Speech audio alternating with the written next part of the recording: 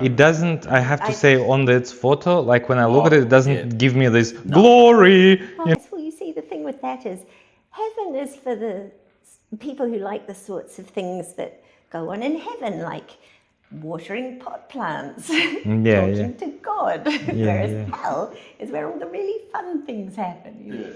You want to make an anti-bacon, in a way. Yeah, what would the anti-bacon look like? Welcome to The Unfinished Line, a podcast about art process and the strange business of making something beautiful. So we're two working artists, a painter and a sculptor, and we're having an honest conversation about ideas, creativity and failure and materials and everything that happens in and out of the studio. Some episodes are thoughtful, some are chaotic, and some disappear completely off track. Which is how you would know it is real. So grab a coffee or a tea and step into the studio with us. And welcome to The Unfinished Line. Cheers. Cheers. Cheers. Cheers. To technology. Yeah, and to us. It took an hour to set Victory. things up. That was a bit We intense. got there. Welcome to the podcast. Oh, thank you. Welcome to The Unfinished Line. Yes. Did you- So, hello everybody. Oh, we've started. We are I was rolling, waiting for you yeah. to finish your Our- line. We are rolling. our We never guest finish star, our line. Guest artist, Sarah Davis. Hello. And so first guest for the podcast. I think you know each other for much longer than I do know any of you. So maybe you can tell a story how you first met and got to know about each other. Oh, that is quite a good story, actually. Yeah. Because When did we first meet? Life drawing? life drawing. Yeah, Yeah. I think it was, wasn't it? Yeah, I run a life drawing group in Gosford, Regional Gallery Studios, and been running it for many years. And the people you meet, it's great. It's great. You meet all sorts. Yeah. Lovely people. So, yes, I met Sarah.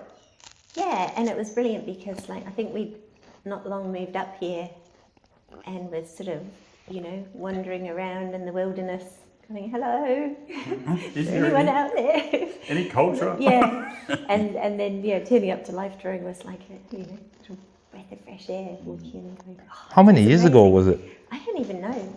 I've been terrible about going to life drawing too, so I kind of I'm really good at doing something consistently for a while and then just stopping for a year and a half for no apparent reason. So there've been big gaps. But by the sound of it, it's been years, many years ago, yeah? Well, we moved up here in 2013, so, and it was probably the year after that, was it? I think so.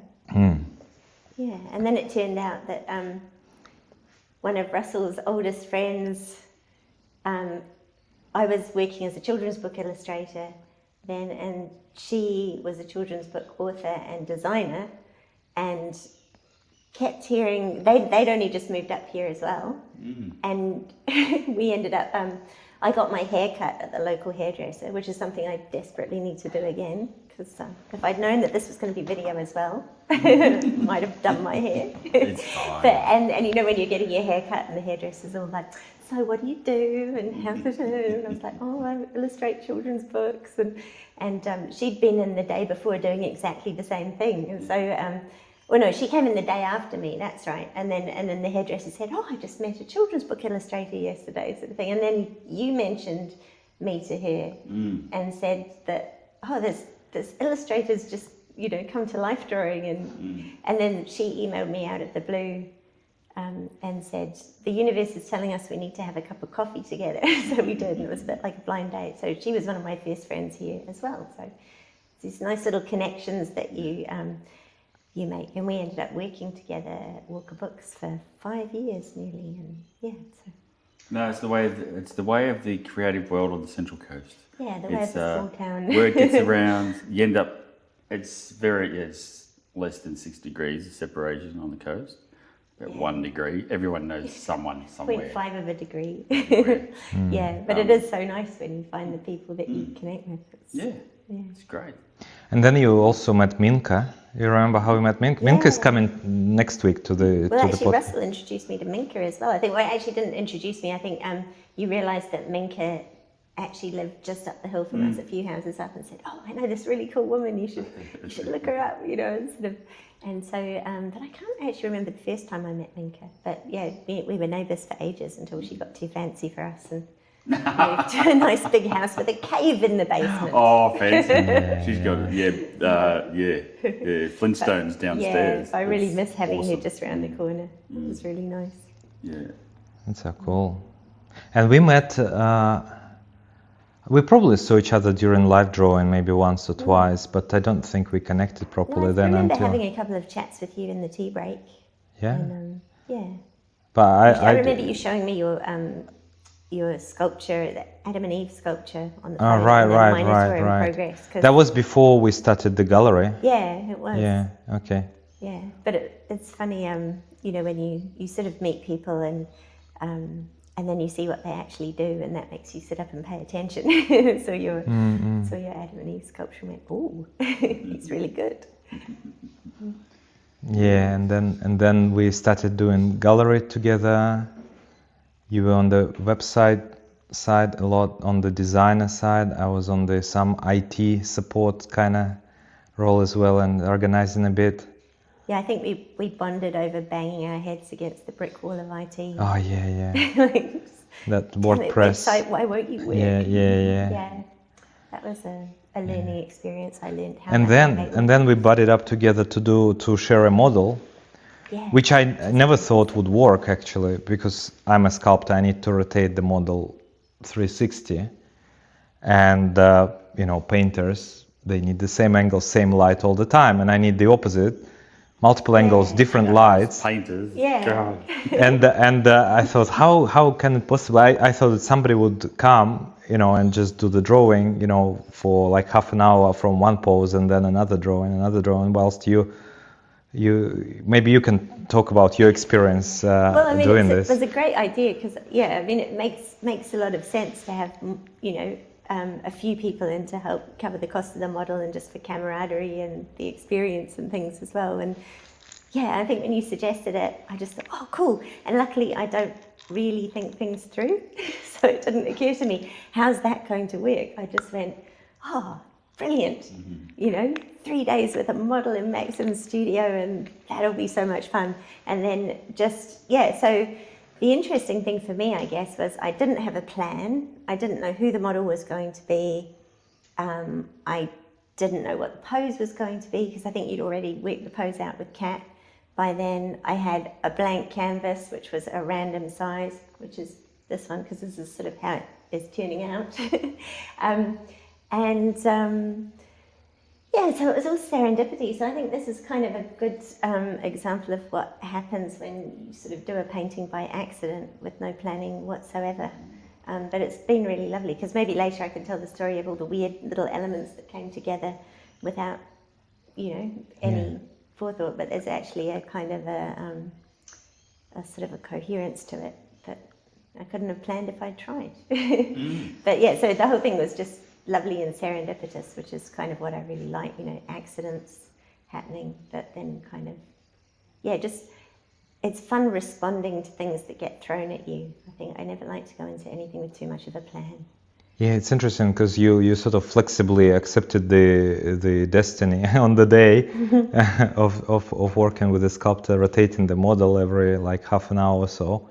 Yeah. I was like surprised, but I think the interesting thing, we agreed that we're gonna rotate the same angle, you know, so that way you get a few distinct views. So I think there was one pose that we were rotating to on this one that I didn't have in the. Yeah, but you tried my silver point. Yeah, I tried your silver point. And I have your drawing up there. Have you talked about your silver point yet on the podcast? No. You should go grab it and show it. It's really cool. Maybe after the break or something. Yeah, medieval. I'll bring it. I can't even remember where it. I think it might be in my drawing bag, which is in the house rather than in the studio. Yeah. No, that was cool. So Maksim, for people who don't know, Maksim commissioned an actual silver point tool from Tatiana, who's a friend of ours, who's a jeweler, and makes amazing, you know, beautiful silversmithing, and so she handcrafted this beautiful long spiraled silver point pen. So the pose that I wasn't including in the painting, I was sitting there drawing with the silver point pen, which was a real treat. Yeah, I'll bring it. I'll bring it after the break and show, because it's quite an interesting. What sort of paper do you use for that? Is there a certain paper that takes it? The best way is to use like a sort of rough gesso paper. Rough is in like a bit more. So the silver's actually coming off the pen. That's Right, the drawing that I okay. did up there on the left. Oh, okay. And the interesting thing, it starts as grey, and then with age it goes brown as silver The actual oxidizes. silver's coming off onto the. Yeah. Well, I've seen you work in life drawing, and I thought it was the paper that was responding to the silver rather than the silver coming off. So I've never used silver point. So. You can use silver point, lead point, copper point, even gold point. Or lead point. I guess coming from a chemistry background, No, you'd no, actually... no, no. Pencil is. Oh, you mean is lead? Lead, Oh, like okay, proper yeah, lead. Like Yeah. gold, yeah. It's. Don't suck your pencil if you're working in lead point. But I'm wondering, like, there is so much worry about lead poisoning and stuff these days. But you think Romans had lead pipes for water supply, not the sewer? How old were they? Yeah, when they I'm died? not sure their life expectancy was great. I don't know, I don't- And then you look at the orgies old that man, they yeah. had, and was it Nero fiddling while Rome burned, and Caligula's decadence, and think, well, maybe they were a little bit insane. Well, they had to be all because the they lead in lived those shorter pipes. times, so Yeah. you need Oh, to so it's live faster. live die young. faster. Yeah. Maybe, Much faster. maybe. But I don't know if there was much lead poisoning because of that. I think over time lead sort of oxidizes on the surface, and that protects it from leaking into the water. But I don't know. The interesting thing is that lead that was used by Romans, that was transported in ships that got sunk, is very useful these days. Did you know that? No, I did not. So because it has lead, I think, is a byproduct of radioactive decay for uranium or something, or plutonium. Yeah, lead just the next one when alpha particles spun off from the nucleus, then the lead remains amongst other radioactive materials.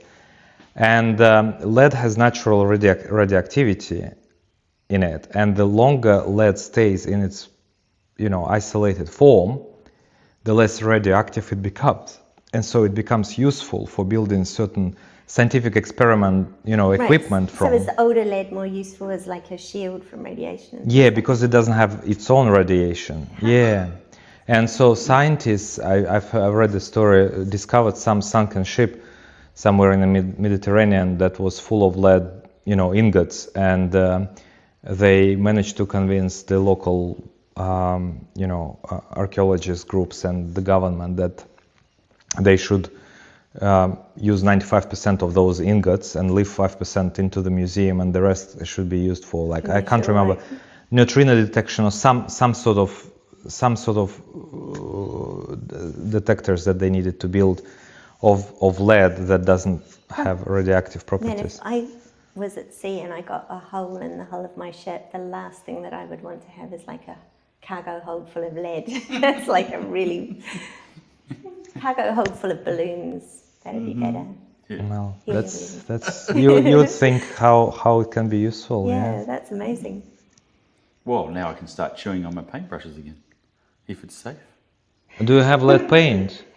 Yeah, the white titanium Flake in white. certain artist quality paint. No, titanium or lead white? No, there's titanium white now has elements of lead in it, if it's the artist quality. Really? Yeah, so Winsor & Newton, Palmal, and a whole bunch of others. There is flake white, they're selling it again, the original lead flake.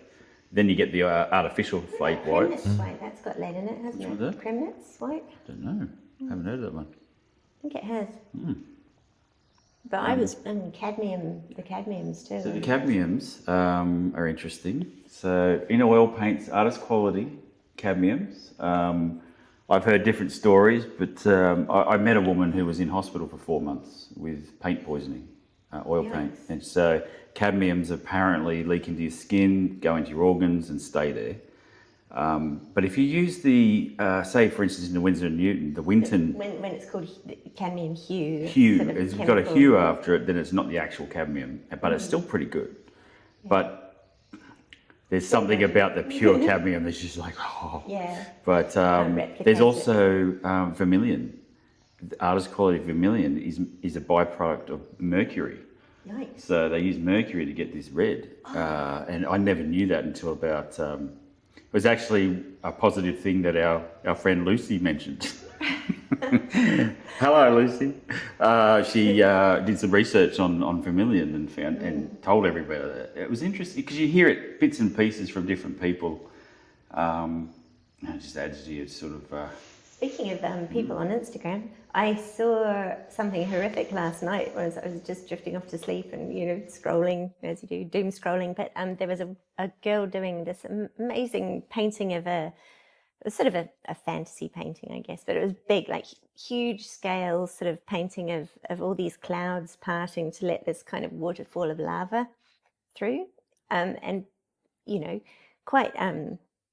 quite surreal and highly realistic and things, but her technique, because she had these beautifully manicured fingers, and her technique was to put the paint on with a brush and then smudge it all around with her fingers. Mm-hmm. And the canvas was like probably about 2 meters high by 1 meter wide. Wow. And so just her hands in the paint for I don't know how long, because it was really detailed, every tiny little billow of cloud. And you could see like all of the paint ingrained in like the creases of her skin and things. It was just going, oh my God. And the comments were just full of people going, you're going to die. Was she young? Please stop. Yeah, she was. I mean, judging by her hands, I don't know her profile. When you're young, you don't know you're going to die. No, you're bulletproof. But that's why you need strangers on Instagram to tell you you're going to die. Yeah, eat sandwiches, smoke cigarettes with paint. Yeah. Be proud of it, to go to bed with it all over me. When you're young, you shed so much skin, you'll be right. No, being a chemist, I'm always now worried about the dangers of these chemicals, because cadmium, I worked with it in the lab. I know, like I read its toxicity profile. I've done some of the pigments from cadmium yellows actually myself, and I know that it stays in I think fat tissues, similar to mercury actually. Mm-hmm. For a long time. Mercury is probably less toxic than cadmium actually in terms of nervous system. Form of mercury that kills you pretty much instantly. There's one really. I don't know. That's relevant anyway. I just read an article about someone who got 2 drops of it. She was a research scientist and she got 2 drops of it on her glove and it penetrated the glove, and then I think she died 3 days later. Oh, that's strange. Yeah. That's strange. No, there is. I have a story about mercury. I don't know the English names, but it would be a colloquial name for this substance. But basically, it's a form of mercury chloride, and it has been used in sort of folklore medicine as remedy for whatever. Mercury has been used for even as a metal, liquid metal, to fight constipation. Literally, people drank it because it's so heavy. Its density of mercury is like 13.5. If you put iron on top of it, it's gonna float like a cork on the water, even lighter. Iron is, I think, 7 or 8 or something like that, or maybe 9, and it's like 1.5 times heavier than. So like if you have a liter of mercury, it's gonna weigh like 13.5 kilos. And liter is not much. It's like that, and you think, oh, it's just liquid, and you can't lift it, with your. So it's fun when you work with it in the lab, and you have like a jar of mercury. You think, oh, you're just gonna lift it, and you can't even lift it because it's so heavy. Wouldn't it be great if it wasn't toxic and you could paint with it? I mean, if you're careful with it, like you can play with your hands with mercury as long as you wash them.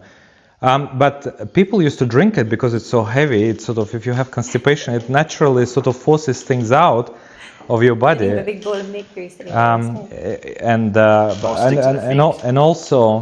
and also different salts of mercury have been used to cure different diseases because it kills certain bacteria. But it kills everything. That's the thing. And my grandma,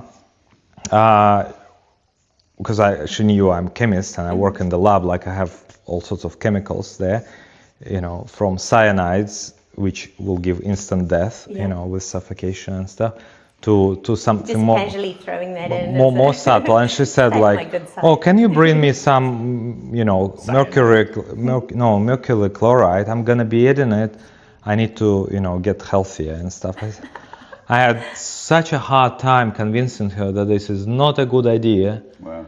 But she said, no, it's been used for centuries. True enough, but Did she ever say, can you bring me home some cyanide? Because Irene at bingo has really pissed me off. no, she wasn't vicious, but she believed that she could kind of cure whatever malady she had at the time with this mercury, and she got upset with me that I refused to do. Well, bringing it back to like art and stuff, I remember when I was a kid, one of my favourite books that my parents had was illustrated by Roald Searle. Do you remember his illustrations? He used to do, I think he was really big in the 70s, really expressive, scratchy, kind of inky, like the Girls of St. Trinians and that sort of thing, like really kind of subversive, edgy stuff. But one of the books that he'd illustrated was a book of medieval cures for things, which were absolutely bizarre. Things like, to cure constipation, you should tie a live puppy to your belly and, walk around until the puppy wheeze on you and then you'd be cured. Or you should, the cure for toothache was to wrap the toothache up in a bandage full of all these weird herbal poultices and then go to the graveyard at midnight and consume some soil from the freshest grave, things like that. And these were genuine sort of medieval cures. And There was probably something in that. possibly, The minerals in the yeah, soil. maybe. But Yeah. it was, Or the calcium leaching out of the bones. But his illustrations were amazing. I used to just probably not suitable for an 8-year-old, a lot of them, but I used to pore over them for ages and. they were better back in the days when Yeah. they had a bit of edge. Yeah. It's like the Brothers Grimm, like, I used to read that to my kids. They loved it. They had nightmares and had a go at me 20 years later about it, but, geez, it was great. It kept me entertained, that's for sure. So. Yeah, they're definitely grim, the original ones. So, illustration. So that's interesting, like just sort of going on to that topic. Oh, yeah. Yeah. Oh. Has this always been this thing, like, between illustrators and fine artists, and that silly line in the middle? Can I just before we go there, because last time we spoke about what is art, remember, and we said that we can't give an answer that we can hold ourselves consistent with. Do you mean you guys didn't manage to define it in the last podcast? I'm Not disappointed in you. quite. No, You had a whole, 2 hours? You didn't get there? in fact, we, I think, came to a consensus that even if we give a definition, we can't stay consistent ourselves with our own definition. Yeah. We're going to break it one way or another. And so before we go into illustration, I think we should ask what Sarah's definition is art and how do you see art? It was me just sitting here going, hooray, I missed last week's podcast when they asked what is art. What is art for you? What a relief. What is art for What you? is art for me? Oh, golly. You'd think I would have actually defined that for myself and worked on an elevator pitch, wouldn't you? So that when somebody asked me that, I could trot out some kind of glib answer. But I don't have any kind of pocket definition or anything. But I think How do you feel? What is it for you personally? When you look at something, this is art, this is not art. I think for me it's a sort of a this is going to sound, I can't really say it without sounding flaky, I don't think. You sound flaky Can I if you sound like. flaky? Well, my mum More relatable. introduced me to this weird solastalgia, which is like a neologism, right? It's just sort of been freshly coined, and it's brilliant because it actually like defines a feeling that I've had my whole life that I didn't even know that there was a word for. And it's a bit like nostalgia, but it's kind of feeling homesick for a place you've never been, or nostalgic for a life you never had, or a sort of a I think that's what it is. Or maybe I'm getting it wrong. See, this is the thing of talking off the cuff. I could be talking completely. It was either. That's the whole point of the podcast. It's all unfinished. And contradictory all the time. I'm pretty sure that's what it meant. But I think it was kind of a. Somehow the definition of solastalgia was also linked to the ecosystem and the environment. I can't remember because I sort of took what I wanted from it, which was that feeling of missing something that you you sort of know exists somewhere out there and is some kind of integral part of you or something that's really important to your existence. But it's not anything that you've ever had or that you could define or anything like that. And I think like art for me is something that makes me feel that when I see it, you know, and it could be anything. Like I don't have I know there's been this big controversy about Archibald Winner and, you know, especially compared to the Packing Room Prize, which is, you know, technically absolutely glorious and thematically glorious and emotionally glorious, and you know, and the winner is very pared down and very kind of, you know, not almost a naive sort of style and things, but to me they both hit the same spot. You know, like I don't think one style is better than another or one technique is better than another or anything, but you know, to me even though the winning portrait's really simple, it gives me that feeling like I like that woman makes direct eye contact and looks like she's about to talk to me, you know, like, and there's that connection and that sort of, that sense of how she holds herself in the world and, you know, what her environment is, and like, you just know who she is as a person, even though it's such a simple painting. And so I think, you know, I think that's what art is for me. It's anything that does that. Like, I think, like poetry, it's a sort of it's a way that we can say things that there actually aren't good words for, you know, like if you wanted to actually express that feeling in words, you know, it would take you a whole novel or a series of novels, or, you know, but you get it in an instant when you look at a particular picture and things. And I always remember like seeing a Rothko in person for the first time. You know, I did art history at school and all of that, and we, you know, we had these terrible colour reproductions of, you know, abstract art, and it's like, what's the point? You know, anyone can slap a square of colour on a painting and call it good, and, you know, and it's just having the chutzpah and the ego to kind of go, this is my art, and that's what carries it along. You know, it's sort of like an emperor has new clothes. No, not new clothes. He didn't have any new clothes. That was the problem. He had no clothes, and was starkest. The emperor has no clothes, sort of situation. Is what I thought when I was in high school, was like, this is just, everyone's too embarrassed to admit that it's crap, you know, sort of thing.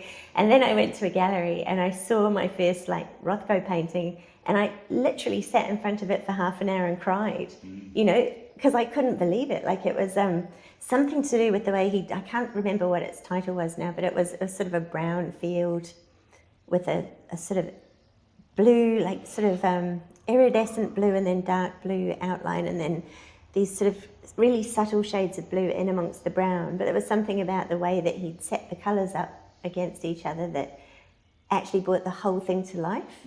So the whole thing was animated. So if you sat there and looked at it, that central square was just moving and twisting and shifting in on itself, and, you know, and just alive. And it was the most incredible thing. And and then I could understand why they got him to illustrate, to decorate the chapel, you know, those big frescoes on the chapel and things.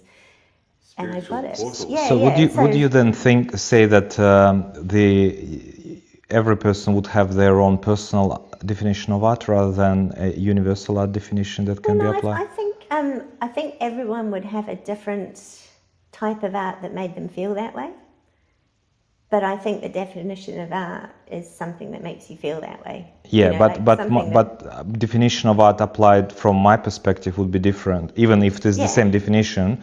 Because my viewpoint, like Rothko, doesn't resonate with me. Like I've tried. No, but you have things that you look at and it gets you.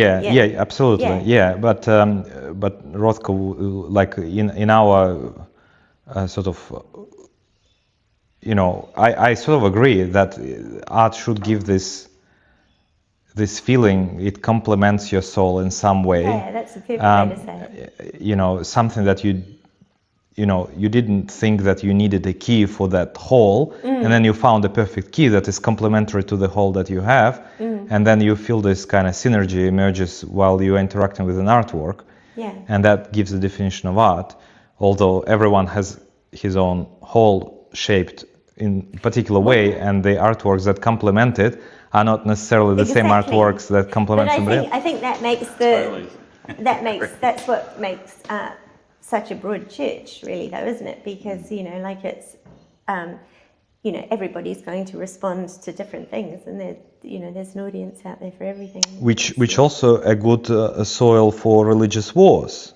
Yeah, absolutely. Because the keys are going to be different for different people. If we just agree that there is no definition and the keys are going to be different, then you can say, fine, my guy, you've got your key over there, you enjoy it, have a nice time with it. I'm going to be over here with my little thing that gives me pleasure, and, you know, Tolerate if each no other's one's way getting of hurt, seeing then, you know, by all means. Yeah, there wouldn't be have any at it. wars. There wouldn't be any polarisation. I mean, I There think would getting be- dogmatic about anything is Yeah. incredibly dangerous and one of humanity's least appealing characteristics. I have to make an admission. Yeah. Maybe as of 5 years ago and long period prior to that, I always thought that a definition of art should be more or less universal, as in descriptive, prescriptive enough so that everyone should be able to agree on what art is and isn't. Right. But in the last few years, I'm actually changing my perspective, and I think, what is my definition of art? And I want to be a little bit more precise than your definition, because I feel like I don't want to give myself so much freedom as to call everything art that moves me. You know, I sort of want to know, like I'm not there in terms of acceptance. Maybe it's my psychological evolution that still needs more time to get there, but I still feel like you I need... don't trust what moves you. Maybe you don't. No, I do. I just feel like, you know, being a scientist by training, I feel like I would like to add a little bit more precision and, you know, prescriptiveness into my definitions, I think. But it may fade as well with time. That's what makes you happy. Yeah, it may fade with time, as now I don't find the idea of having a definition that works for everyone exciting, as long as we agree that broadly it should be moving you. Yeah. Well, I think that is the universal definition. You know, it's kind of like, and then within that, everything's going to be, you know. What is the difference between, say, although there are similarities, art and mathematics? Like, mathematics has structural rules, although there are other variations, but you don't see wars against mathematicians, but you see wars against artists with their views. Like we were talking before about the polarized views of some artists, and it's almost, from what I see in my head, is sort of similar to religion and politics. You know, I actually, it's an interesting idea. I would add one more step there. Mathematicians don't have wars between different groups of mathematicians. You know, they acknowledge there are different territories and there are some incompatible mathematics that can be, and they can accept both incompatibility of it and, you know, work through that. But when it comes to physics, for example, which is heavily based on mathematics, there are wars because you start interpreting things. Do you know what I think it comes down to, actually, is partly a scarcity of resources. I mean, that's what most wars start over as well, you know, and it's sort of a, you know, mathematicians or physicists will set up huge rivalries if one of them is getting published and getting funding and research grants and the other isn't, you know, and I think it's the same. I mean, I think the problem in that with art is there's no secure career path, there's no secure income. It ends up everyone kind of battling over scraps, so, you know, limping along as best they can. And the problem is everyone who's doing it is doing it because they're so obsessed with it they can't really do anything else, you know, and would be miserable doing anything else, so they're desperately trying to make it work. But then when you're in an environment where everyone's fighting over the same funding or the same, you know, holding out for some award that will get them noticed, which will mean they can sell their work, which will mean maybe they can survive doing this another few years, and, you know, unless we all move to Ireland. So exactly, yeah. Like if, and I think that's where a lot of the, you know, the issues come from, because it is, you know, art shouldn't be something that is kind of, I don't know. But sorry to throw that in there about Ireland, but you know. No, but you're right. But they've got a universal basic income for artists, which phenomenal. would be brilliant. Everyone's talking. But then about again, it. I mean, I guess then we're going to have the issue of who defines what's an artist, who's eligible for the universal basic Well, every income. second person's an artist these days, so like how do you Absolutely, judge if they're serious enough to get that wage? Yeah, I suppose exactly. it comes down to Which is where we need your criteria, we need your scientific mind to come in we and need come up with some definitions, put it definitions. on Wikipedia or Well, what I art mean, is like, and who an artist is. the only other solution is that we just ban money altogether and live in some sort of beautiful bartering without utopia. dictators. Yeah, Maxim can tell us about how well that. Dalí was a communist. No. Yeah, I mean, And Picasso. Picasso was bribed by Soviet Union. He was taking money from the Soviet Union in suitcases Wow. from the embassy in Spain. Yeah, they were influencing a lot of politics through Picasso. Go back on that. He was carted through customs in a suitcase, you said? No, through the embassy, Russian He embassy. was. Sorry. I'm picturing Picasso was Picasso. in a No. inside a He was suitcase. he was taking cash in He was short. suitcases Yeah. from the Russian Oh, embassy. Right.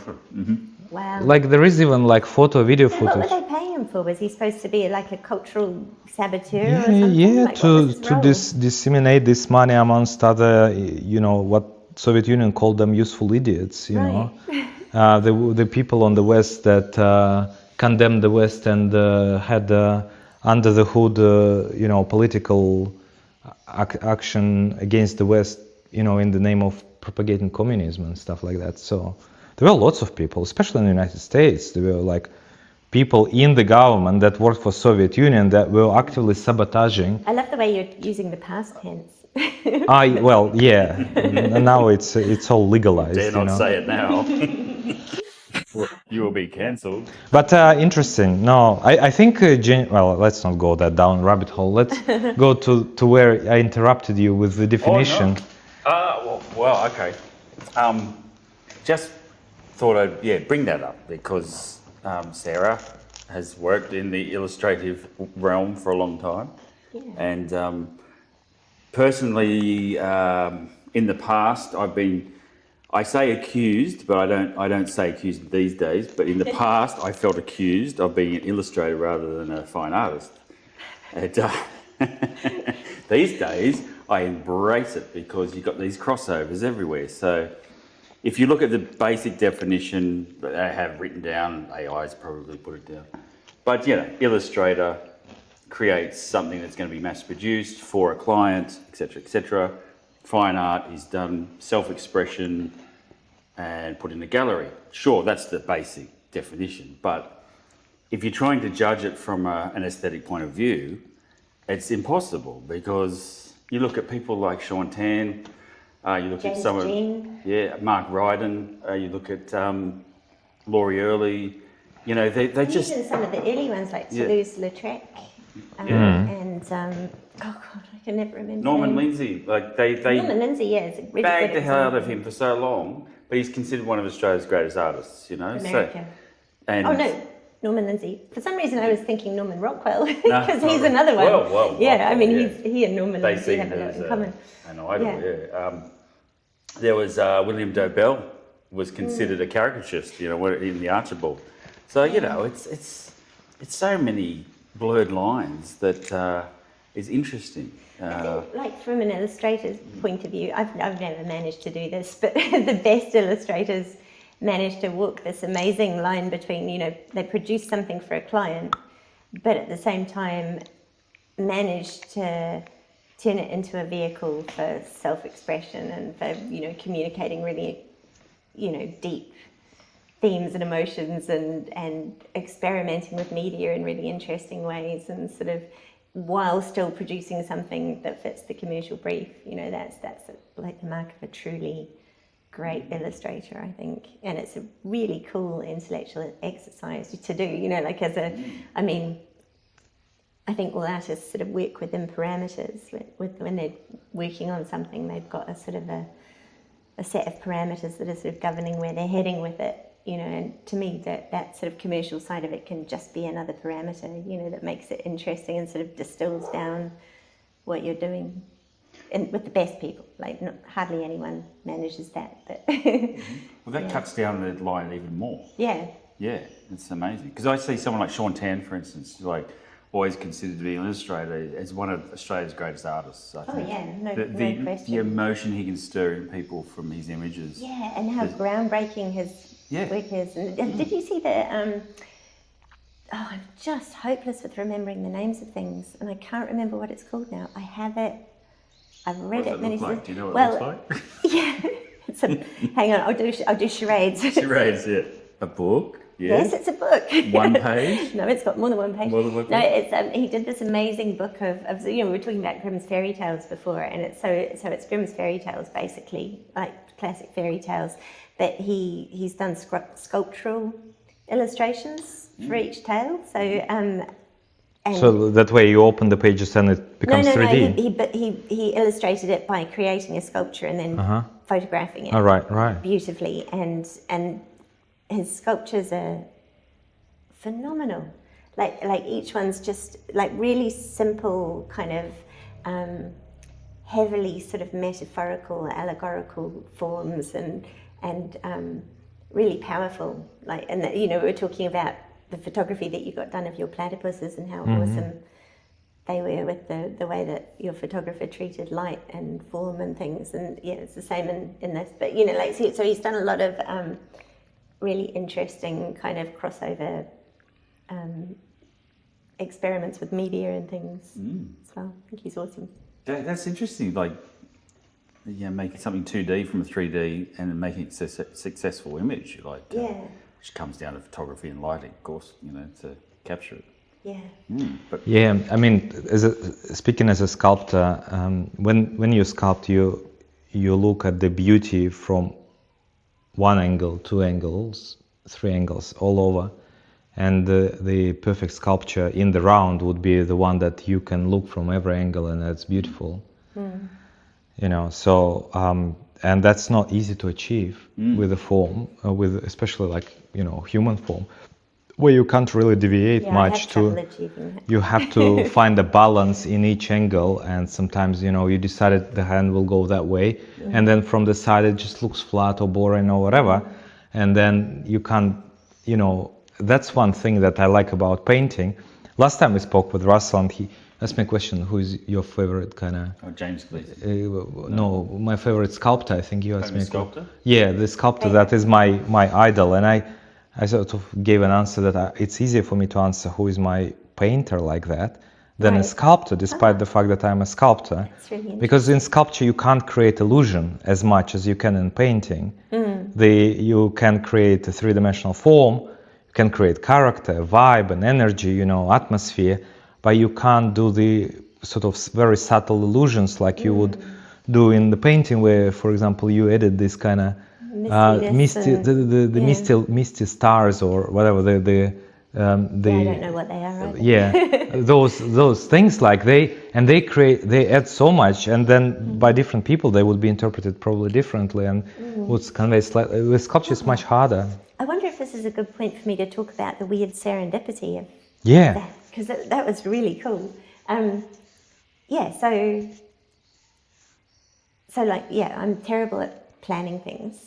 And I have how everyone has something that they want to get better at. Well, I have lots of things I want to get better at, but actually planning properly is possibly one of those things. But anyway, so the cool thing, I can't remember what I said before, so I'm just going to say it all again. So, if you've heard it before, fast forward 5 seconds. But so when you asked me to come along and you'd pick the pose, and I didn't know who the model was. I'd never met Kat before. Kat, by the way, is awesome. She's an amazing live model in Sydney and won the art battle last year, right? I think we should invite. Yeah. It would be nice to do a podcast with a model, right? Oh, yeah, you should get Kat on for There's sure. one like Kat that paints as well. Yeah, because her art's beautiful. Fantastic.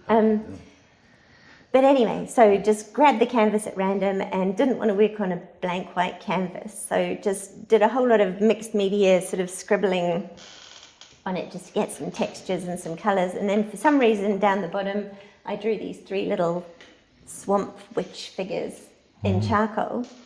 Didn't know why. Did it literally 10 minutes before I came around to Maxim's. And then turned up and then realised that we were going to need to rotate the form. so I just thought, okay, well, I'll just do 3 different views. And then I went, oh, that matches my 3 little swamp witch figures down the bottom. Brilliant. In that case, it can be some sort of allegory of the self and the different aspects of the self. And you've got what's on the surface and the sort of, central figure, and then the lurking subconscious and the different forces that sort of push and pull you. But I didn't really think of it much further than that. I just thought, oh, that would work and that would be interesting to try and mess around with. And then just sort of launched into it messily, which is why I think the composition in this is a bit shite, but that's why, because I just plonked everything down and tried to make the best of it without actually planning anything.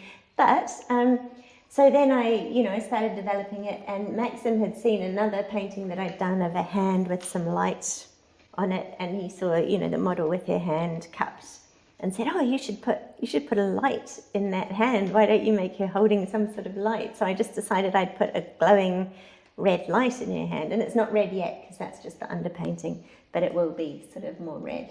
But anyway, so then I had all of that coming together with the swamp witches and the different aspects of the self and the glowing red light, and it all happened completely sort of independent of me.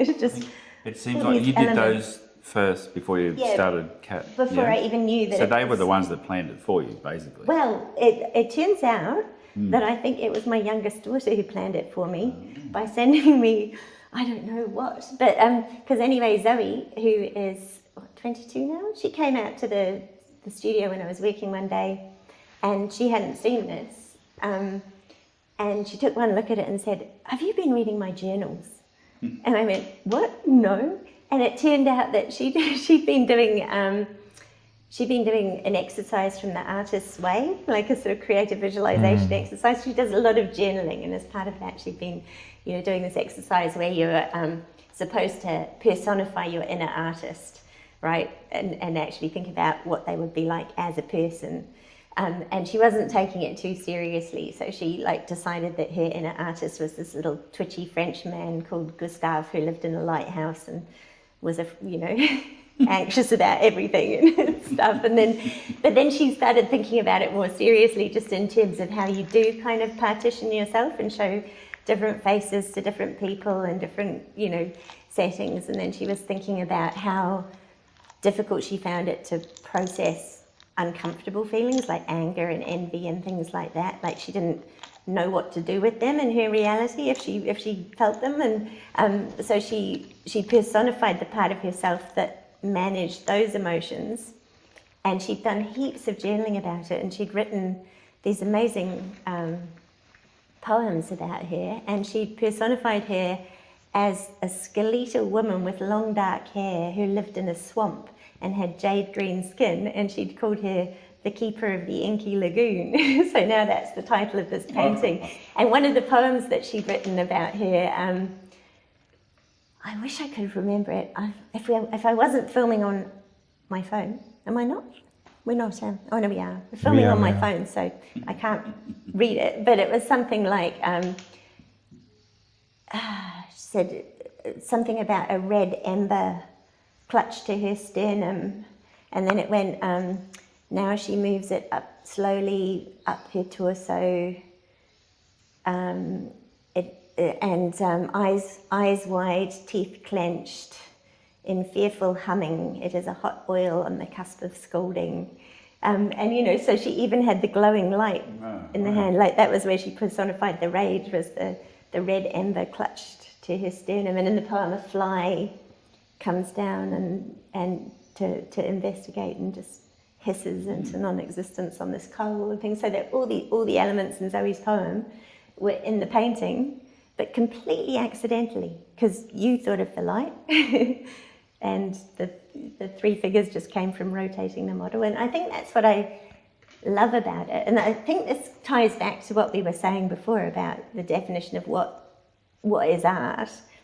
When I was talking about something that gives you that sort of feeling, is I think as humans we're really, really good at making meaning from things and from disparate elements. Like if you juxtapose 2 unlikely things, we've got these really clever little monkey minds that are just developed to solve problems and invent things. And so if you put two things next to each other, the human brain instantly starts going, you know, what's the implications of that? What does that mean? Why those two things? How are they interconnected?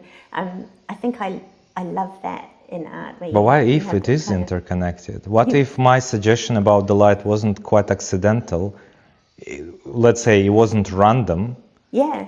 And the poem and the journaling that your daughter did and your intuition towards creating the witches, you know, the same thing? yeah. What if there is something that, you know, makes this all connected in some way? Well, maybe that's what that thing that I was struggling to define, like at the beginning, is. You know, that feeling for, you know, that sort of edge towards something that you sort of know exists, but you can't name it, you can't define it, you've never seen it, you've never touched it, but somehow you know you want it or you need it or it means something to you, you know.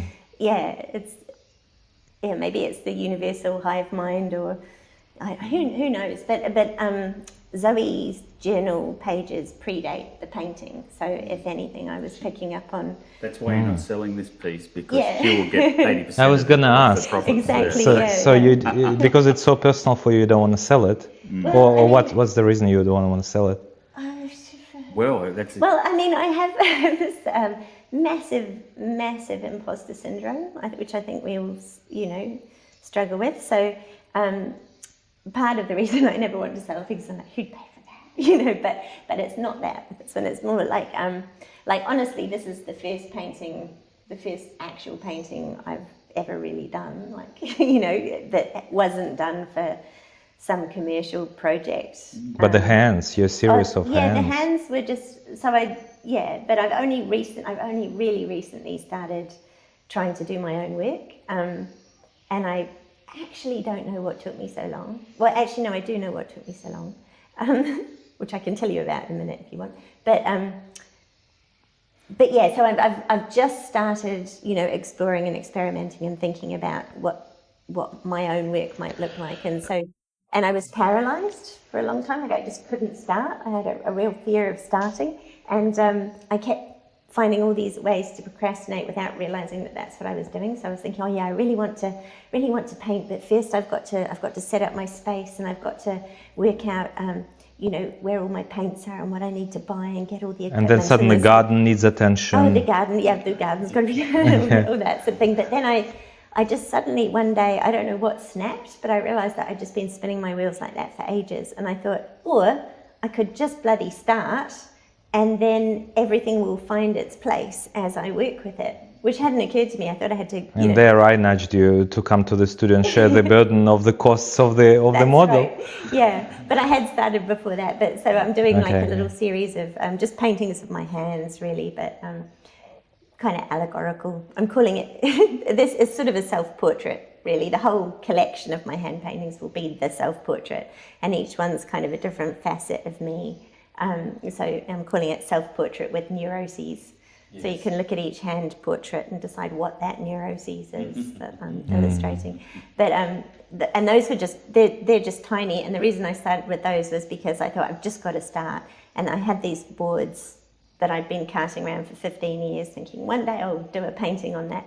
And finally went, right, I'm just going to do it. But another thing that kept sort of being a stumbling block for me was thinking, but I've got nothing to say. What am I going to say? You know, and I thought, I don't need to say anything. I just need to paint something. I'm just going to paint my hands.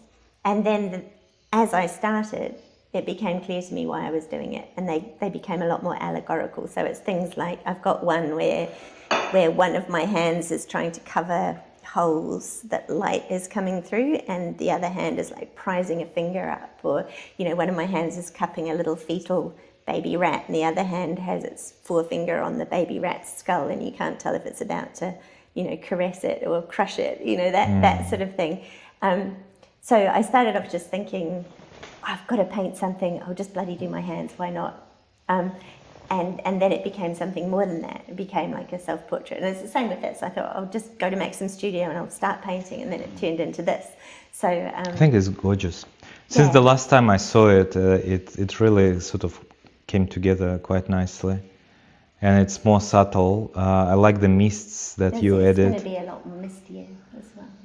Yeah, in a way, when you are talking about your hands, when I saw, like, I fell in love with your hands paintings back in the gallery in the Deepwater Art Space. I was like, with the light, the way you sort of, it is a little bit graphic, and the sharp and the colors are just so beautiful, and the allegory and the meaning of each little miniature painting. It has, as you described, with the embryonic mouse or a bird, or I think it was spider webs. Yeah, and there's one where they're all tangled yeah, up in yeah, cobwebs and the spider hanging off. candle, or just the light coming out of the finger. I can't remember what Yeah, it that's was. the one where I'm holding. Yeah. This is so beautiful. And now you're saying you wanna put them together and paint a portrait over.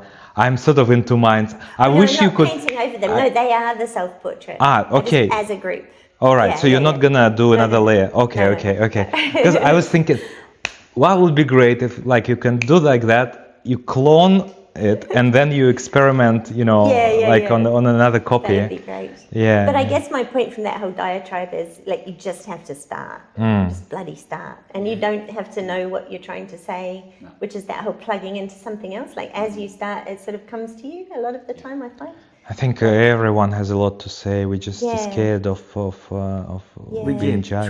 Trying to have it all worked out before you start working is the enemy. Yeah, it really is. So that's why you get all these artists talk about different ways of plugging in, like to extremes. Like Brett Wilde, would take any drug you could find to plug in and get as far away from himself as possible and take in what was coming from the universe or whatever it was. Everyone's got different ways of plugging in, and I think just by doing it is when all the things start to happen. Yeah. Concepts start to emerge, subconscious takes over. If you can sort of let the subconscious go a bit and then sort of control it a bit, you've got this. Yeah, you're steering the ship. It does work in the commercial field too, because like one of my favourite bits of advice from a publisher when I was illustrating children's books was like, I won't say which publisher, one of my favourites, but I sent off, like, I did some sample finals for a book, like all the roughs had been approved, and then I was like, right, I'll get into the finals, and I had an idea of the sort of technique I wanted to use, and I sent these sample finals off, and she said, they're too tight, like they're too pretty and they're too clean, and this is this book needs to be more chaotic. And so I sort of went, okay then, and went off and tried to loosen up, which is something I'm really bad at. Like, I do tend to noodle over details too much and not be loose enough. And so I tried for like 2 or 3 days, and just like, and I said, I can't do it. And she said, oh, just go and have a couple of glasses of gin and see how you feel. So I did, and that was brilliant. And I was like, la, loosened up, got the thing, and... Oh, I can't drink. No, when I it don't. When it comes to visual art, like if I start drinking, I bring out the guitar. But, people say, "Oh, have a glass of wine at life drawing." I can't do it. Some people Not can, unless some you bring people your can't. guitar as well. Yeah, that's a personal thing, but no, I don't drink either unless unless you need to. Unless I'm out with like socialising occasionally, but no, I wouldn't. But I think I steer clear of it because I think I've probably got an addictive personality, and I don't want to. Gin. Yeah. We've had great times with gin, haven't we? Yeah. And I got on the drums that night, didn't I? Yeah. Oh, you did, rather. You should do that again. Which night was it? Well, you can come to the next years one. ago, it was, I was over at Sarah's, and there was a bunch of people, including a drummer from a well-known Australian band. And he was the reason I was late today, because they turned up unexpectedly at my house. You weren't that late. And so I said, oh, I didn't bring anything to drink. Sarah said, well, something I've cooked up earlier. Pulls out a bottle of Blue Sapphire from beneath the kitchen cupboard, and there we go. That was great. Drums, guitars, singing wildly. Yeah, so. But no painting. So painting for me. Wrong part of the brain. So yeah. Interesting, isn't it? I don't think. Do you know any artists that reliably were able to create artworks while intoxicated? Jackson So Pollock. many of them. He used to drink, but that's almost a prerequisite. that's like music anyway. So Jackson Pollock doing I his think was baked most of the time. No. I know about Bacon because he's my favorite artist. One of my mind. I've read a few biographies of him. So he drank routinely, on schedule, every day, champagne and oysters, dozens of oysters, and probably No wonder his dozens of paintings are champagne. so dyspeptic. You probably But mercury poisoning out of it. but he would go home, sleep, and at 6 in the morning or thereabouts, he would be in his studio on the way there. So he painted on a hangover with oyster nausea. Yeah, Like, every that morning. explains a lot about his aesthetic, I've got to say. Yeah. Maybe that's why he was so, That's why all of his paintings like that. Yeah. Wow. But he didn't paint drunk.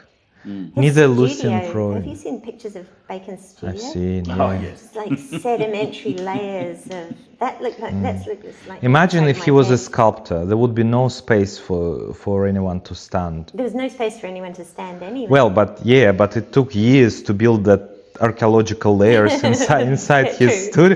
studio. Like if you're a sculptor, you just need a week In a if you don't day, clean yeah. up. Yeah, you can create that mess. Like, yeah. But I think maybe I could do with a bit. What do you like about Bacon? Oh, I am secretly really drawn to the darkness. Well, not even that secretly, but I think he just. I think it's that kind of like anything, whether it's literature, music, or art, like anything that hints at a bigger story or a bigger universe, or is amazing. Like the really good novels are the ones where there's the sort of the main plot and the main characters, but at every point there's these little sub-stories that branch off, and these other worlds, and you can tell that there's like when you have a dream, and you can wake up and you can tell people what happened in the dream, but you can never quite articulate the meta-narrative of the dream. That there was a bigger world and it all made sense within that If you try to world. explain it, they fall asleep. They fall asleep, or you just can't quite pin it down. I think Bacon's work does that for me. There's a kind of a his sort of figures hint at a kind of a psychological state that Quite in reality, they're sort of shifting a bit from. Yeah, it's more like if you could peer into, or if really troubled people or people with really complex minds or complex backgrounds, if they appeared physically, like if their physical self shifted to take on their psyche, I think that's what it would look like. Yeah, right. I think that's how they'd manifest. Yeah. in He reality. painted It's like he was his shadow or the world's shadow. the shadow already. self. And really kind of like whoever he was painting, it's almost like he stripped away their physical body and just painted the raw psyche. And it's that kind of so that sense of and also a sense of like H.P. Lovecraft's kind of Cthulhu universe with all the elder gods that are hanging out there oblivious to mortals, and it's that sort of sense of some bigger universe in which that figure exists and makes sense. And it's interesting. I think a lot of people know of Bacon, Francis Bacon, the painter, and there is this kind of English tradition, although he's Irish, and he wouldn't agree to call him English because of the obvious historical reason. But say English-Irish culture of the darkness and sort of this kind of shadow narrative that comes out through the arts in quite a few artists of there are a few famous, but there is an interesting Polish tradition of the dark and disformed, both in sculpture and painting. I love that, but hardly anyone knows about those kind of Polish artists. But they Keep going. There's a Polish artist that I've been looking at for about 10, 12 years. I keep forgetting how to say his name. too many consonants. Insky. My friend Graham Bolton and myself used to look at him and just couldn't believe this stuff. I think he's still alive. I don't know. I'm not sure. but really dark. A lot to do with war, but wow, talk about subconscious works, talk about surreal, talk about taking things into weird perspectives. This guy, Betinsky, I think it is. I'm going to look it up before. Yeah, well, I'll maybe I'll find an image or two and I'll plug it in. But Put great, a amazing. link. Yeah, but like dark art for me resonates a lot as well, and I constantly on a lookout for some even living modern Polish sculptors and painters, and not just Polish but just Eastern Europe generally. Think of anyone who paints transcendence and the light, you know, in the way, like it's easy to, well, it's not easy, but people paint darkness really effectively. And Visionary artists, like not even that, Alex like, Gray? No? I mean, Transcendent light, like Caravaggio's done a lot. I guess, but You mean even more ethereal, sort of like... well, I Isn't just surreal? mean like, you know, like a portrait of somebody, like say if we're looking at Bacon and he's painting a figure in an environment, and he's communicating the emotion through the, you know, twisting the forms and all of the expressive brushwork and you know, like each kind of mark on the canvas kind of is lending itself to that sort of eroded psyche and, you know, twisting darkness and stuff. But like, is there anyone who just does goodness and Well, maybe that's the hard thing. Illumination Maybe it's something all artists are drawn towards is the darkness. But if you go and try to paint lightness, it's just going to look a becomes bit tacky. saccharine. It's going to Yeah. look a bit... yeah, because I don't know anyone who can do that without Without looking like Without it being a twee. Jesus on the wall or something, yeah, you know, like kind yeah. of or new age sort of.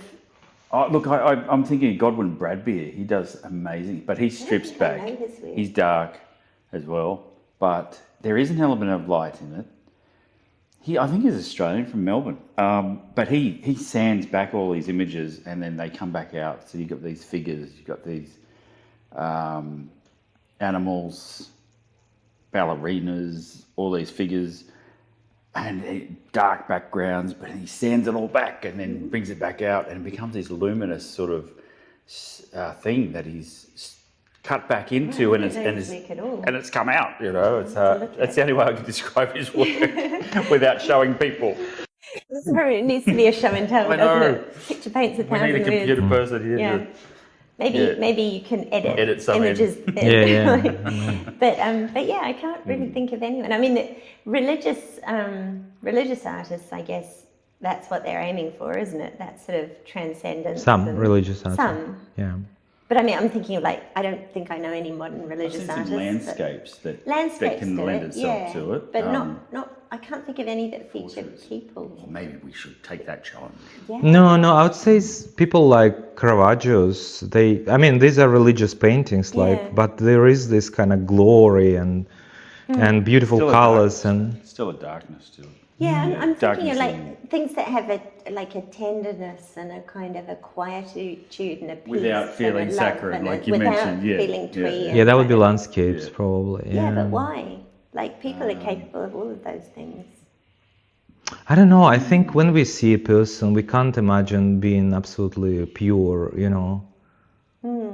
You see, even iconic people that are mostly viewed as positive, there is some darkness seen in them. I mean, except like even for me, Mother I Teresa and stuff. know. If they were... You see, Mother Teresa, like Yeah. there are paintings of her in her kind of kindness and serenity and Yeah, I'm thinking desire to more- help, more but sort of not just painting a good person and making them look good, but more like, you know, the way Francis Bacon's canvases, like every brush stroke is kind of plugged into that sort of tortured aesthetic. Feel the way the flesh is Like- exposed, the inner Yeah, glow sort of thing. yeah. Like, how would you do that with goodness? Like, it's because I mean, I saw it. I was actually watching.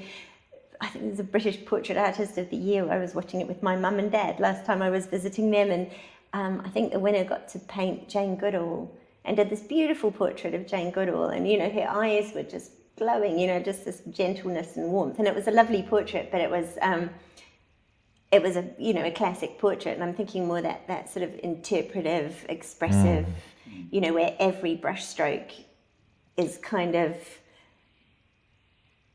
channeling that.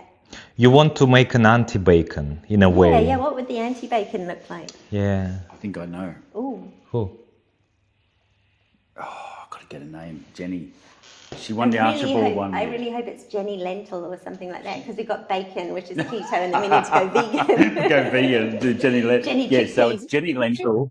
Jenny Lentil won the Archibald one. Yeah. I'll have to find the name. Oh, I'll remember- plug her in the video. It was an image of Seidler, Seidler's granddaughter, I think it was. What's her name? Her name, Mrs. Seidler. Okay, there was a Then portrait you of her, remember and it was those. all in the ethereal sort of light. Okay, Nice. and it won the Archibald one year. It was Okay, so phenomenal. that might be the anti-Bacon. This artist paints like that all the time with this light. Lovely. I think that's the one. Yeah. The anti. Yeah, we might have found the anti-Bacon. The anti-Bacon. Quest is over. I'm going to find the name. Yeah. Keep it talking amongst yourselves while I Right. get my phone. You're going to Sounds go good. use the Google Yeah. machine. Hooray for the Google But machine. would it be so powerful? You see, we discussed at some point, how important to have the lights and the darkness in the same painting, so you can juxtapose one against another. But maybe it works in more than one dimension. Besides the color and the tone and the value, you also maybe need lights and darkness, in an artwork from the emotional side. I wonder if it's what I was talking about before with, like our monkey minds and how we love to solve problems and things like maybe in a really positive painting there's nothing left to solve. Like it's presented as if it's perfectly transcendent and at peace and it's all joy and love and light, then it's solved, right? So maybe we need, like maybe we kind of are drawn towards darkness in art because it's sort of that way it sets up a sense that there's still issues that need to be worked through and some things unresolved and some things left for us to plug our minds into and kind of try and make sense of. And I would generalize it even bigger, maybe a bit more philosophical. Getting onto Carl Jung, the archetypes. yeah, All the archetypes have the dark element or the negative side of the story. It's otherwise they just don't work. Even the Greek myths, they have the struggles.Maybe that's why we can't really picture heaven. Like if you take Christian heaven, what would it be like in the heaven when there is nothing ugly? Very Did you see that Blackadder episode back in the 80s when it was in medieval times and he's trying to convince a dying priest to leave all his lands to the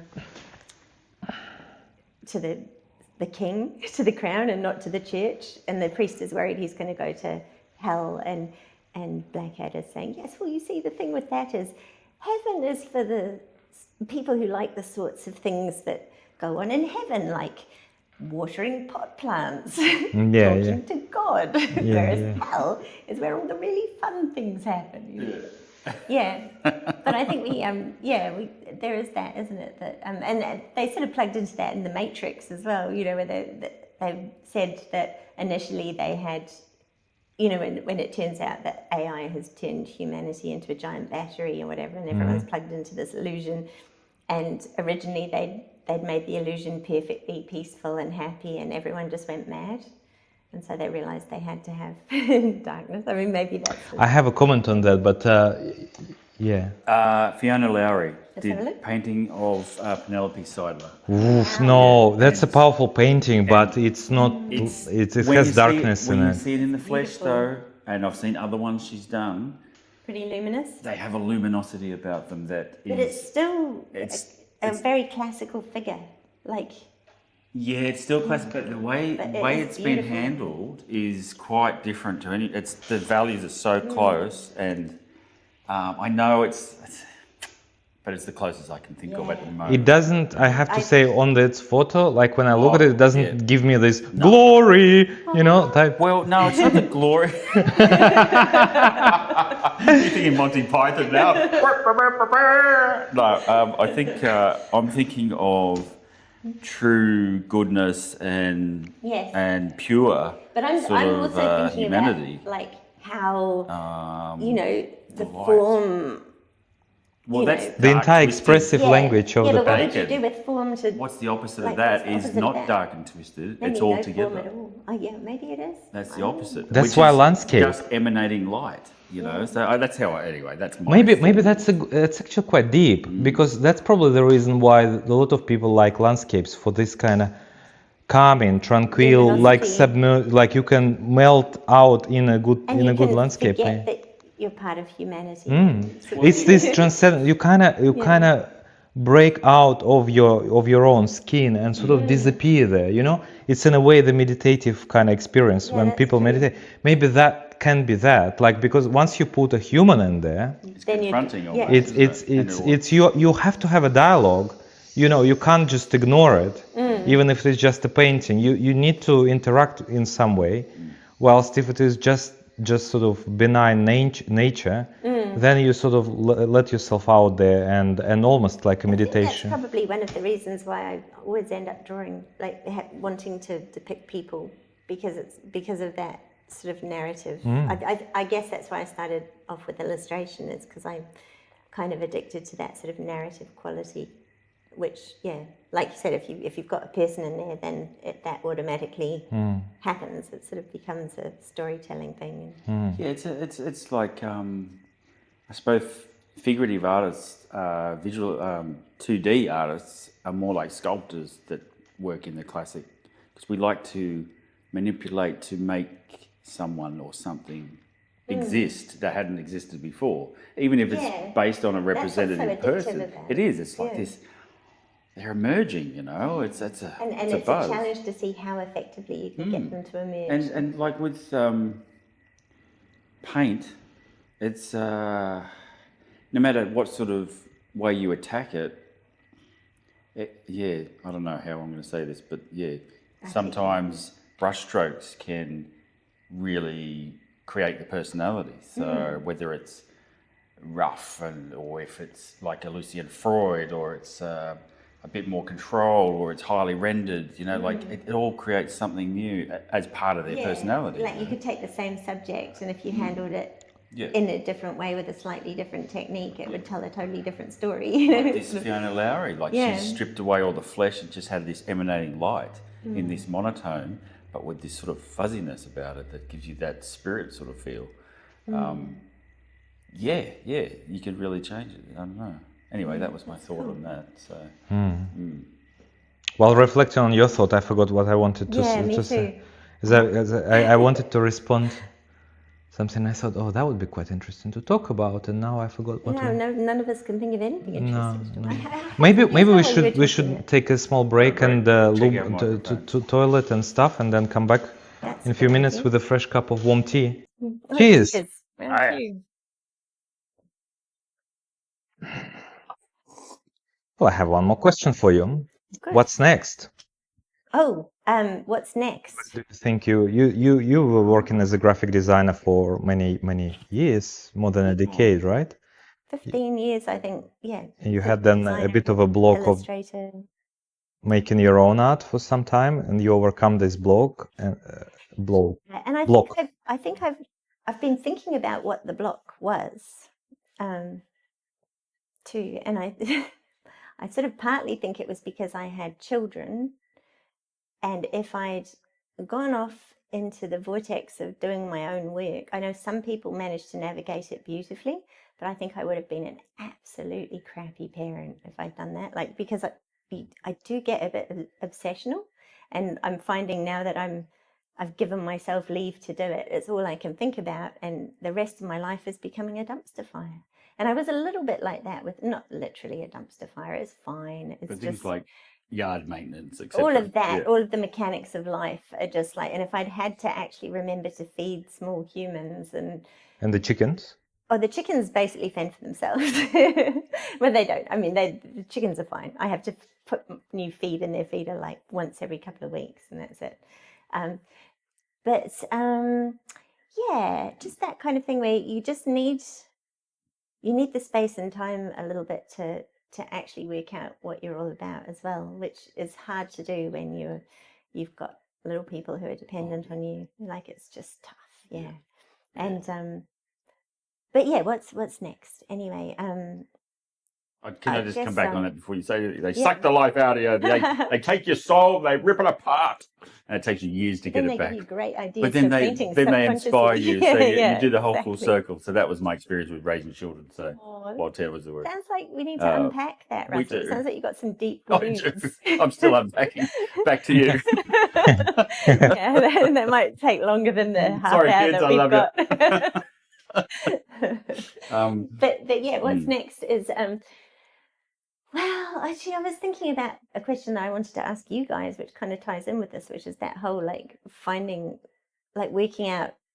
Well, it kind of ties back to what we were talking about before too, because we're all sitting here talking about art because we love it, but I don't think any of us are pretending to be experts on any aspect of it, really, you know, and kind of you just sort of find your own way to what resonates for you and what floats your boat and stuff.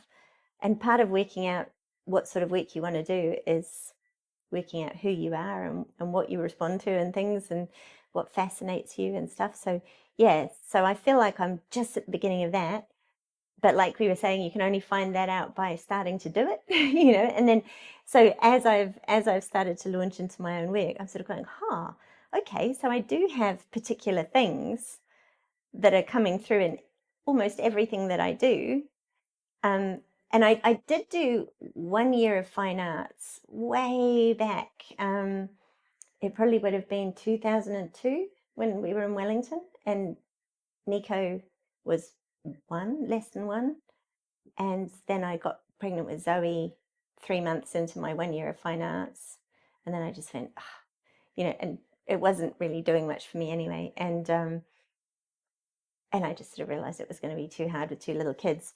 But even the stuff that I was doing back then, I realized like it's a lot of what I'm interested in doing is that it's very people focused, and it's all very much about layering and psychological kind of, you know, like the hand pictures.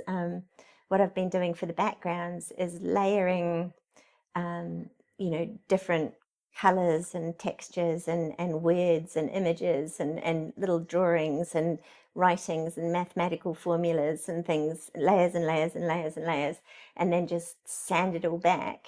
So what is left is kind of happenstance, you know, it's random chance. Like, I don't know, like by the time I finish layering, I forget what's in there. So it's not like I'm consciously trying to preserve any of it.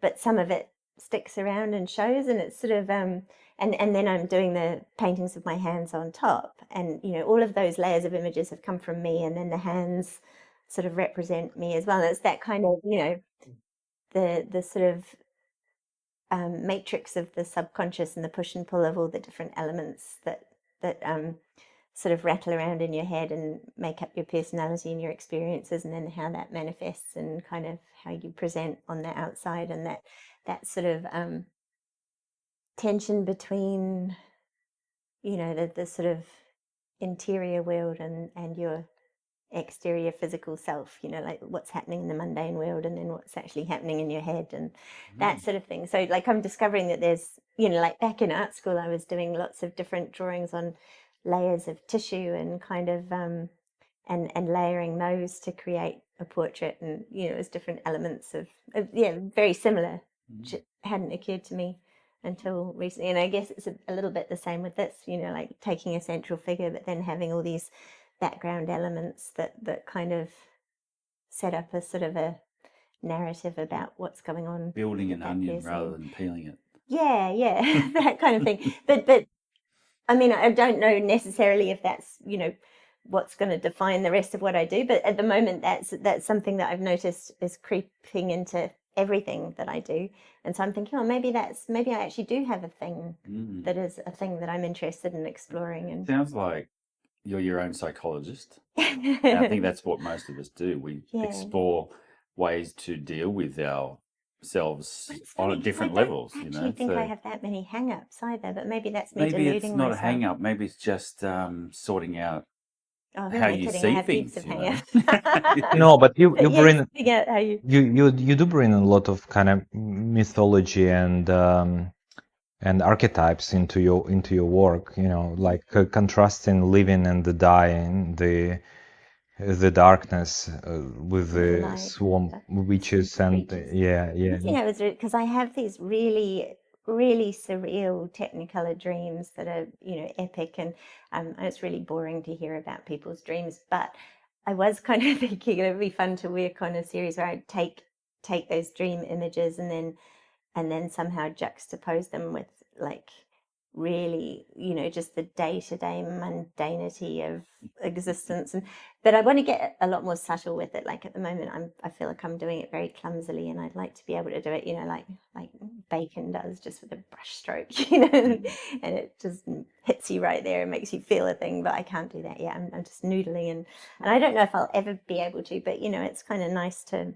I mean, the It's journey is the interesting. A destination. lot of artists talk about being loose or looser, painters, and thinking, why is that? Like, I don't have that.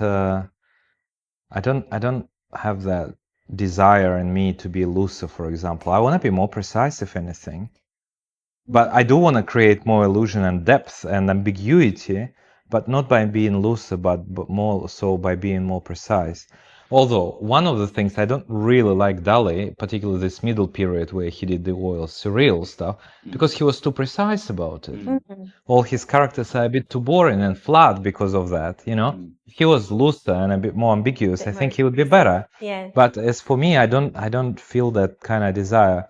One thing that sometimes happens when I work on a sculpture, one particular example was where I really was confronting myself what to do. I was doing a portrait of my dog, which was twice life size, and I have a big dog, so the head was like good half a meter, big, and it was meant to be mounted on the wall Like a next to the front trophy. door, which exploded while firing because I wanted to make it simple and I didn't want to create molds and stuff. I wanted ceramic, and sometimes it just goes south when firing. So the portrait doesn't exist, but I was building the head up out of clay, and it was all abstract and twisted. Like it wasn't nowhere near the form or volumes that I need to get. Like it wasn't even looking like a proper dog yet. Mhm.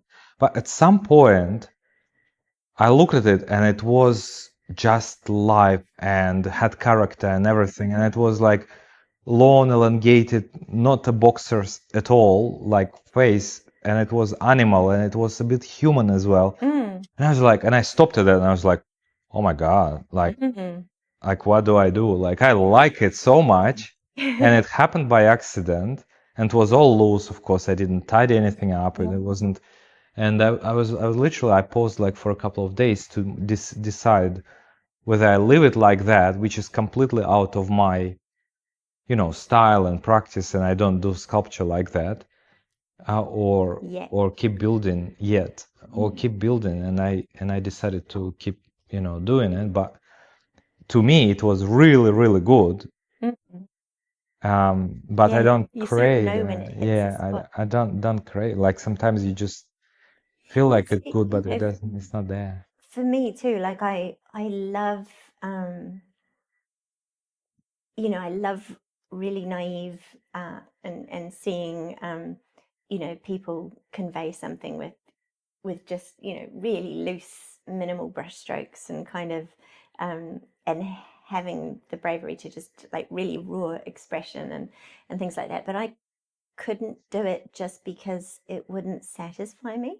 Like I love the process of crafting something, and I love the challenge of trying to get light right, and you know uh, and just sort of kind of caressing and polishing, and that, like that's what I find satisfying, not just sort of um and at the same time trying to get in touch with that place that it comes from.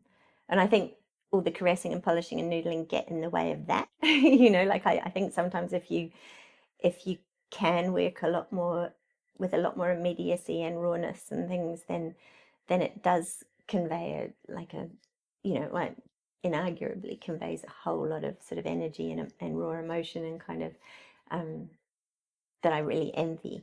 But at the same time, I wouldn't find the process satisfying. That's it. It Yeah. comes down to pleasing yourself. Yeah. And stuff what everyone else thinks.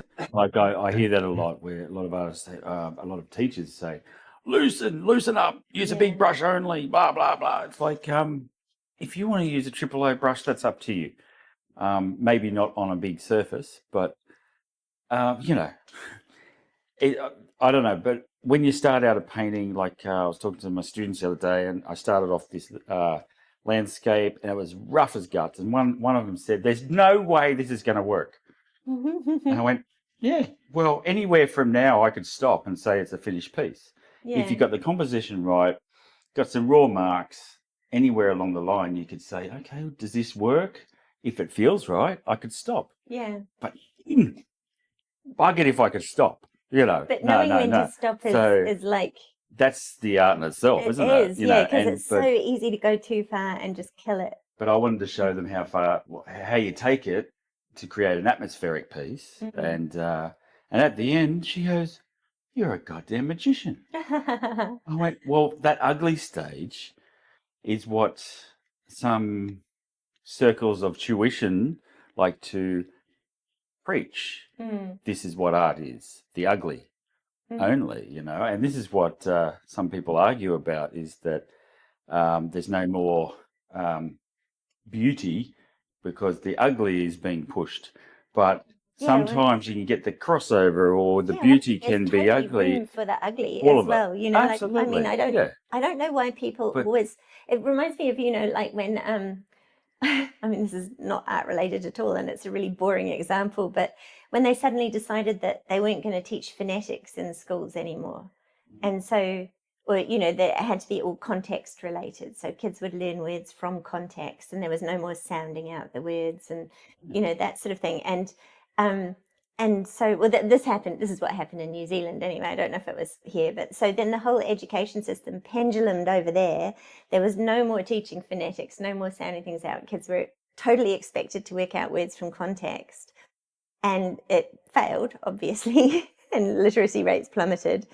And, you know, but it's just that kind of, people have this real all or nothing approach, because obviously a well-balanced approach to reading takes in both phonetics and context. You know, that's how we make meaning. And, you know, but I find that happens in pretty much every area of human. People go, right, now it's not that thing anymore, it's this thing, and then it's all that thing. Well, here is my smart ass remark on that education thing. They fixed the problem by lowering the grade standards, and they started grading everyone up, you know. Now I saw news, we are getting down the wrong rabbit hole, I guess, but there was the news that one of the unis in United States limited the number of high grades like A's and B's people can get, because then there is no standard, like everyone becomes A's, you know. Yeah. Like, this is the, going back to the definition of art, can you define it precisely enough so that, you know, you can use this definition in a useful way? Once you do this, you killed some part of the art world, you know. Yeah. And so like, same with the education, like, once you define a measure, like a criteria becomes a measure, and then part of the world dies. Good at nuanced thinking and at balance. Like, people tend to jump on one bus or the other bus and then go, my bus is the only bus, you know. And I don't see what the point of that is. Like, if they're both great buses, why can't we take, you know, the headlights from that one, the transmission from that one, and, you know, put them together and build a problem is that somebody will be deciding what transmission from which bus to take, you know.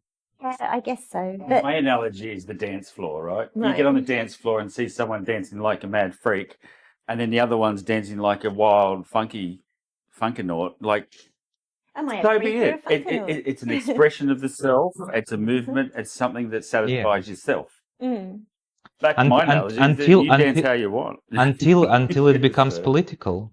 Well, that's right. And You're dancing in the wrong direction. You should be going right. that's We right. all have to Instead of line left. dance. Here are the steps. I'd rather go that way. Yeah, First, we're going to boot scoot. Yeah. And then, yeah, yeah. Then we get a nut bush. yeah, that push all the way. That's right. But I just Bus think stop. this came because you were saying what's next, and I think I'd really like to actually find some way of satisfying, because I love that raw expression and spontaneous brushwork and kind of all of that and texture and things, but I also love crafting things, and so I'm wondering if I can find a way of sort of Combining it synthesizing all. the two and giving myself the chance to do all of it. If you can get Yeah. all of it together, that's Yeah. that's the sort of striving part for creatives to find, is to get all the elements that you love. I love to get the raw elements of an oil painting but leave some of those raw elements and just focus in on some of the points with a bit more Yeah. embellishment. And so you've got a combination of things going on. Yeah, So when sort of thing. you look at it from a distance, you see this, oh, that looks great as composition and Yeah. the piece as a whole. It looks quite realistic. Get up close and there's this abstract painting in your face. Yeah. But it I think works that's because that it's kind of thing. dynamic in the brushstrokes, etc. So and different variations, which Mm. what I'm striving to do as well is make it variable in its But And- also, attack, So, also, yeah. I think there is something to be said about we love different artworks and different artists. Mm. I mean, not just different because it's you and me, we're different people, but different, each of us likes a variety of different styles. And I think at some point we need to say, that's okay, I can get inspired and love that person, but doesn't necessarily mean that I need to adopt that style. Mm. But when you like it so much that you almost want to mimic, or Yeah. like idealize that style and try it and embed it in your own artwork. And I think I struggle with that sometimes, in my Well, sculpture, because I like, for example, abstract forms of Henry Moore, for example, or Barbara Hepworth, but at the same time, I kind of work in more or less representational style, and I don't really want to deviate, but sometimes I want. to do then is to think, what is it in that I'm responding to? Like is it the with Henry Moore, is it the sort of monumental aspect of it or the organicness of it? And then you think, well, okay, like without trying to mimic what he's doing, how do you get that feeling in your style? That kind of, because it's But maybe the problem with art is it's like it's as big as life itself. Like you can go on these experiments for your lifetime. yeah, well, that's And some artists do, like Naum Gabo, like I mentioned last time. He was a genius, and he's got such a variety of different, innovations that he brought into the art world, which are aesthetically pleasing and not ugly. Like, but he doesn't have he's got his style, but his style is basically a cacophony of his lifetime, of all different things. But I don't necessarily think this is the most productive way for most artists to live their life. And we kind of need to be comfortable with ourselves and just love certain things and admire them, from a distance. and don't necessarily feel inferior that we don't try them out in our work, and just have them on the side. That how we were talking about the scarcity of things and how tricky it is to sort of sell yourself, but you do feel like you have to sell yourself because everyone needs to eat, so you want to earn money from it so you can keep doing it.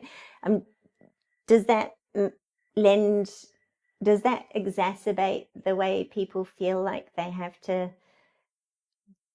define what they're doing and be a packageable, marketable, sort of known that's quantity? hard. Like, Because I know artists that are represented, different galleries. I'm sort of glad I'm not like in the city.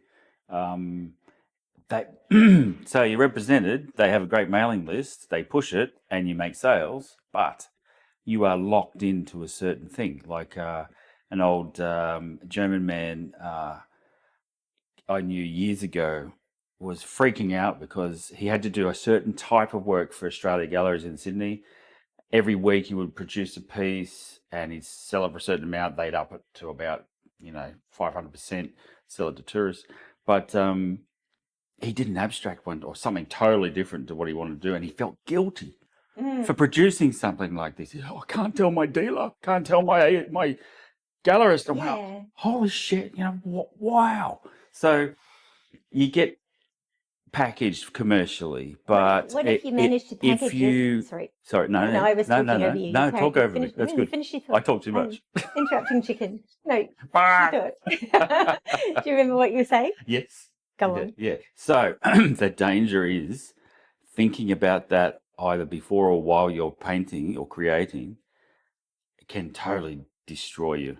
You know, if you keep thinking, I need to please people, I need to please this sort of genre, I have to do this, it takes away the honesty in the work, and then that's what comes through, isn't it? Well, that's what comes through. I've done works like that before, and it's just been boring. Like the end product has been like, And I can never do the same thing twice, and really. people respond to honesty, and if you just got to find the right people, they're out there somewhere. Yeah. So what if you package yourself as a unpredictable, mercurial, free spirit who can't be pinned down, and that's what my art's all about, and you never know what you're going to get, and you're going to like it. I don't know. I think it's also a lie in itself. But isn't it what you get? isn't it also a lie in itself? Like, isn't it in itself would be a lie? Like if you promote yourself as like, okay, I'm gonna create an image of me as an unpredictable, like sort of postmodern artist that does all the wild things. And what if you are? The problem is that in the past they could do that, but they didn't. That was how artists usually were, sitting in a corner or aloof and mysterious. But they had agents to do all the business for them. That's right. And this day and age, we have to be the front of house. We have. Where to are be the agents? What happened? Gone. Why? Disappeared. Why? I don't know. Because they were making 50% of everything anyways. I don't know why they don't exist. Why? But no, seriously. Yeah, it's more the gallerists are the dealers now, I think. They're intermediary dealers. Yeah. Well, there are a few people that used to have agents no many dealers, but they said they disappeared. Right.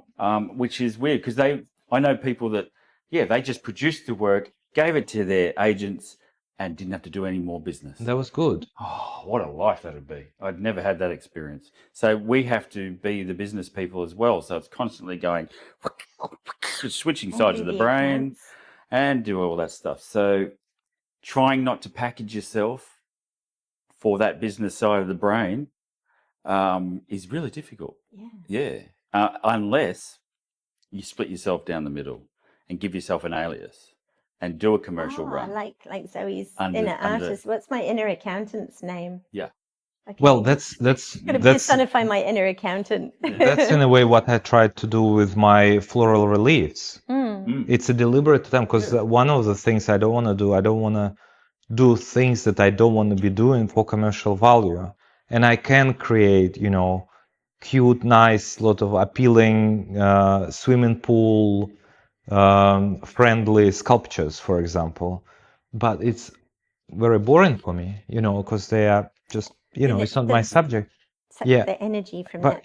Like I would rather do some commercial line altogether, whether I will be successful at promoting it but I would rather do my sculpting stuff all 100% and be properly compensated for that. But I wouldn't compromise on my artistic kind of freedom and license in order to do art.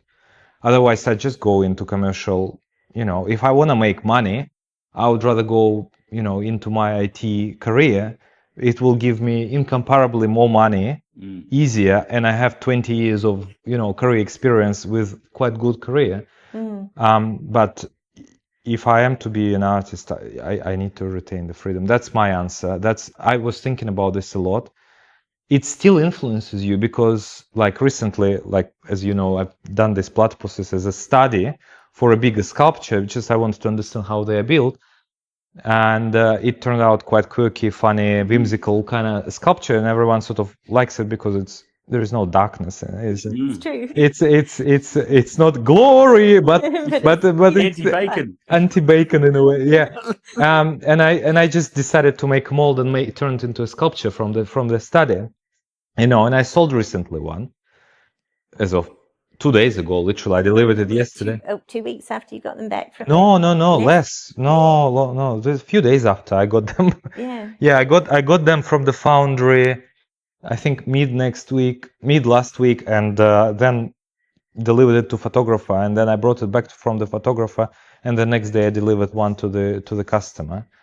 And this is a limited edition of 30, so I deliberately created a big edition, so like they're small, easy relatively for me to. Do you have 30 of these? No, I will cast 30 if I keep selling them. yeah. Yeah, so I limited them to I was going 30. to say, it would be hugely No, expensive to do it's that a up lot. front. Yeah, to make 30 bronzes in this price, in terms of foundry costs, that would cost me $25,000. Just, and then there will be an army of platypuses. But anyway, the reason I was bringing it because I sold one, and I was thinking, oh, people like it, and maybe I should do more sculptures like that, But on the other side, this is not.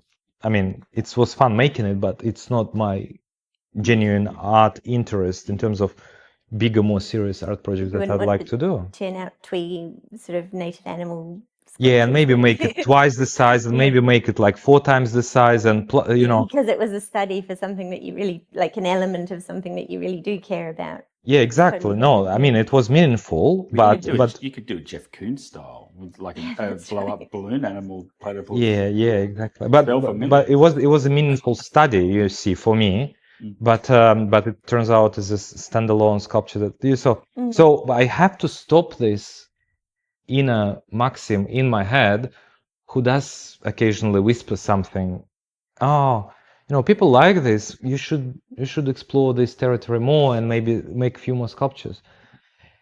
Even though I made conscious decision and calibrated sort of strategy in terms of splitting my practice into two, both artistic practices, but one on the craft side, on the house decoration, floral reliefs, which I enjoy, but in my mind, they are not as deep and profound as what we just talked about in terms of art.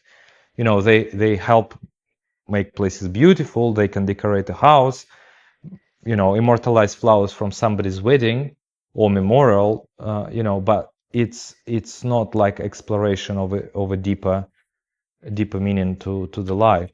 I guess that's where it's good to actually have made a conscious decision and have consciously thought about where you want to put your energy, because then when the inner Maxim starts whispering to you, you can go, no, I've already been through this, and this is what my plan is, and this is what's important to me, and this is what I'm doing. Whereas if you haven't actually sat down and really examined, what matters to you and where you want to spend your energy, then it's really easy to just get pushed hither and yon by those little voices. It's easy, go, yeah. maybe this, maybe that. Especially for majority of artists, because a lot of artists are very constrained financially, and the money pressure is really, really strong.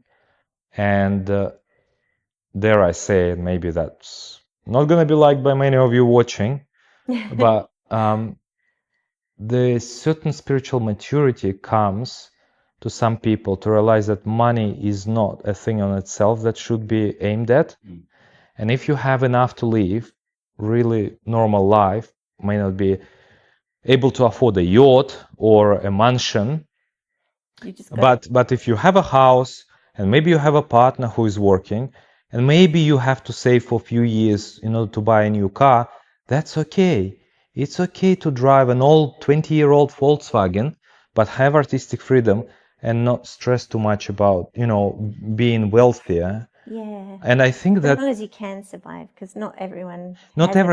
I don't say that everyone. That's why this idea in Ireland, I think Norway or something, that living wage for artists is such a good. It's only a minute amount of money, but it would just enough cover to the pay the basics. rent and a bit of food and some supplies. But they're a not lot of asking people, for that's millions. all they'd be happy with Yeah, that. it allows the creativity to keep going because culture is built off this, and if you're going to put dampeners on people creating that, the genuine creators, then culture suffers, That sort of, sorry, I think I interrupted you again. I'm interrupting you now. That's all right. It's a triangle of interruption. Well, it's okay. We're going to go for another hour. But I was going to say, I think where you were heading with that maybe is is that kind of, that sort of, that when artists start putting that money first and feeling like it needs to be a commodity and they need to make it marketable and sellable, like ironically the work becomes weaker, Oh yeah. like because that I would, is I would, so I would, I true. would even put the cart in front of the horse and turn upside down what you said.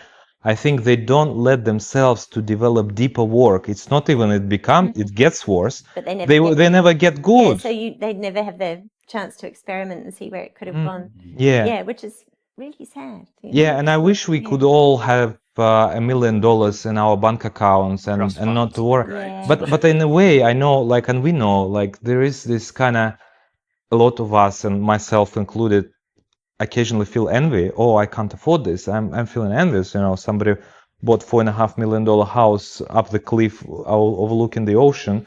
Somebody who is running our country at the moment. The Prime Minister of Australia.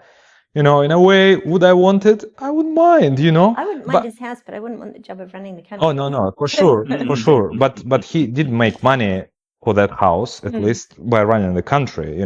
He had another for investment properties. Let's leave this aside for another podcast. But the point is, we all feel envious, but often, sometimes. But I think the at some point we just need to acknowledge, oh, this is envy. Good you get at art. There's always going to be somebody better than you, and sort of, like I think 11-year-old me sitting down drawing and wanting to like practicing and trying to work out how you did it. If someone had showed me that and say, this is what you'll end up doing, I would have gone, wow, that's so cool, because that's where I was. But, now I'm looking at it and thinking about all the people who are, absolutely stellar and how much further I have to go. And, like no matter how much, like what point you get to, there's always. That's going to keep Yeah. you going, though. That you see the greats, the legends, constantly curious about the next stage. Yeah. No matter how old they get to. Lloyd Rees was blind and he was still painting and he was still curious. That keeps you living longer. The day you think you're the best is the day you lose, Plus you become an insufferable asshole. That's right. The ego takes over and no drowns fun it. at parties. No, not at all. Yeah, but this type of motivation, I agree with Russell completely. I think it's a good one. It's something that makes us better. Our inner critic or the icons that we're striving to or aspire to become or get closer to. I think these are good motivations. Whilst what is bad motivation is how do I make art to make more money? Yeah. And that when it starts driving your artistic practice, that's where it gets. And I've decided recently that I need to give up imposter syndrome as well and just start enjoying what I can do and what I'm doing, and and I think it's sort of the if the the measure of success doesn't become am I as good as that person, it just becomes is what I've done today 10% better than what I did yesterday? Like am I improving? That sort of thing. Imposter set syndrome your happens own. at all levels. Imposter syndrome sucks, and it's such a waste of energy. I've it just is, I've suffered from it my whole life, and I used to take it so seriously, and now I've just gone. It's almost like where does it come from? The less you think about it, sometimes it pops up. Like I've when I used to work as a gardener in the dementia facility, and occasionally the residents would have this moment of clarity and go, "Oh, how do I get home?" Oh, It's like now I get that imposter syndrome the same way. It's like working away, doing my thing, teaching, doing murals, and then suddenly, what am I doing here? Paintbrush? Oh my God! And then I go back into it again, back to my dementia. I kind of think that there is a valid place for imposter syndrome, and that place is probably if you find yourself starting to pretend that you're a brain surgeon. Yeah, in that case, I think imposter syndrome is very healthy, and you should lean into it, and you should go, I'm not really a real brain surgeon, and put down the scalpel. But when you're doing art, it's probably just a waste of energy and time and robs you of your motivation and just it's good to have an ego, but measured ego, something that you can control for the performance aspect. So if you're out there, putting yourself out there, if you're doing demonstrations, for instance, or doing a speech at an opening or something like that. You need to grab hold of a bit of that ego Exactly. and get that charisma through, but without letting it take over. That's usually where partners help.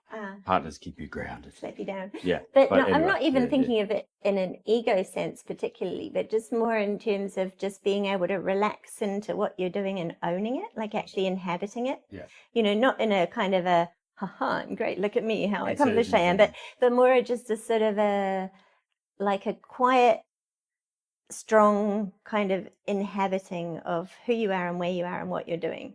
And just, you know, wholeheartedly owning that and being in it, you know, rather than wasting the energy that you could be using doing it on worrying that you're not doing it right, or worrying about what other people think of you, or worrying that, you know, like maybe, you know, you got some recognition that you didn't deserve and that you're a fraud and people are going to find you out, or, you know, like I don't know, it's just kind of like, I don't really know where that comes from, but it is something. Look, it's a genuine feeling that I think it's this. I don't know if it's something from our environment, because the Australian culture, especially, has a lot to do with the tall poppy business. You know, so growing up in this country, you start to feel a bit successful, you get knocked down, and you start going up, knocked down. I remember back in my 20s when I did Paddington markets and Balmain markets with my artwork, thinking I was shit hot. Man, I was a great artist. Whoosh, whoosh, whoosh, knocked down so many times. It was the best thing that could have happened to me, you know, because it makes you humble. It makes you realize, what am I doing this for? I'm not doing it for the ego. I'm doing it for my soul. You know, I need to do it for myself. Anyway, but yeah. Yeah, but I was wondering, actually, this is something I was talking to Dave about this afternoon, I think, and I was talking about coming here, and we were talking about Europe for some reason, and wondering if there's a big cultural difference between, like, do you think coming from Russia, it's easier for you to just say I'm an artist and not have a sort of internal fringe? I don't know. No, it's hard to compare whether it's easier for me than for anyone. It's still not easy for me because not because of Russia, but because I spent so many years in corporate life. Yeah. I still like to accept my art self. I haven't completely accepted it still. You know, if you ask me, I'd say, yeah, I'm full-time artist, but will I willingly be saying this? No. Yeah, it's Yeah, funny, isn't it? I think this is, you may call it imposter syndrome, but I think it's just psychological acceptance internally that I haven't really.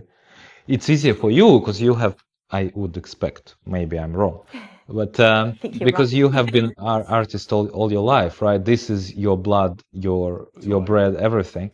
Like for me, I was aspiring. I loved art all my life, and but it's, am I worthy of being called an artist? You know what? I still have that constantly still, but not as much now, but that syndrome throughout life. But it wasn't until, the irony here is that I became an art teacher a few years ago, bullied into it by friends, and it's been the best thing I've done. You know, it's fantastic. Like they say, oh, if you can't do it, teach it. Yeah, blah blah blah. I think that's total bull, because since I've become a teacher, my confidence has grown, and my imposter syndrome has slipped away. Yeah. You know, because I'm starting to understand, front up. and I'm getting recognition from the people I'm teaching. But I learned so much from doing that as well, and it's made me more confident as an artist. I can actually call myself one. Up till 10 years ago, I couldn't call myself an artist. God, no. I even said I'm just a painter, and that's all I am. Yeah, I had a bit of a breakthrough going to, when I flew to New Zealand this last time, you know how on the arrival card you have to put down your occupation? Yeah. And I usually just put graphic designer. And this last time I put artist, and I felt like someone was looking over my shoulder. I was like, and I felt like, Bravo. Is it anonymous? So good, so good. but just that reaction to writing it made me realize how deep that runs, you know. But there are some people who seem totally comfortable with just going, I'm an artist. Oh yeah. And owning it and having that kind of, and it does seem to make a difference to, like, how you lean into it and where you get to with it. There are some people that are completely comfortable calling themselves brain surgeons with 1 year in medical school, you see. I actually think the brain surgeon would also have an imposter syndrome, a good one. Oh God. I wouldn't want a brain Your surgeon with an skull's imposter open. syndrome.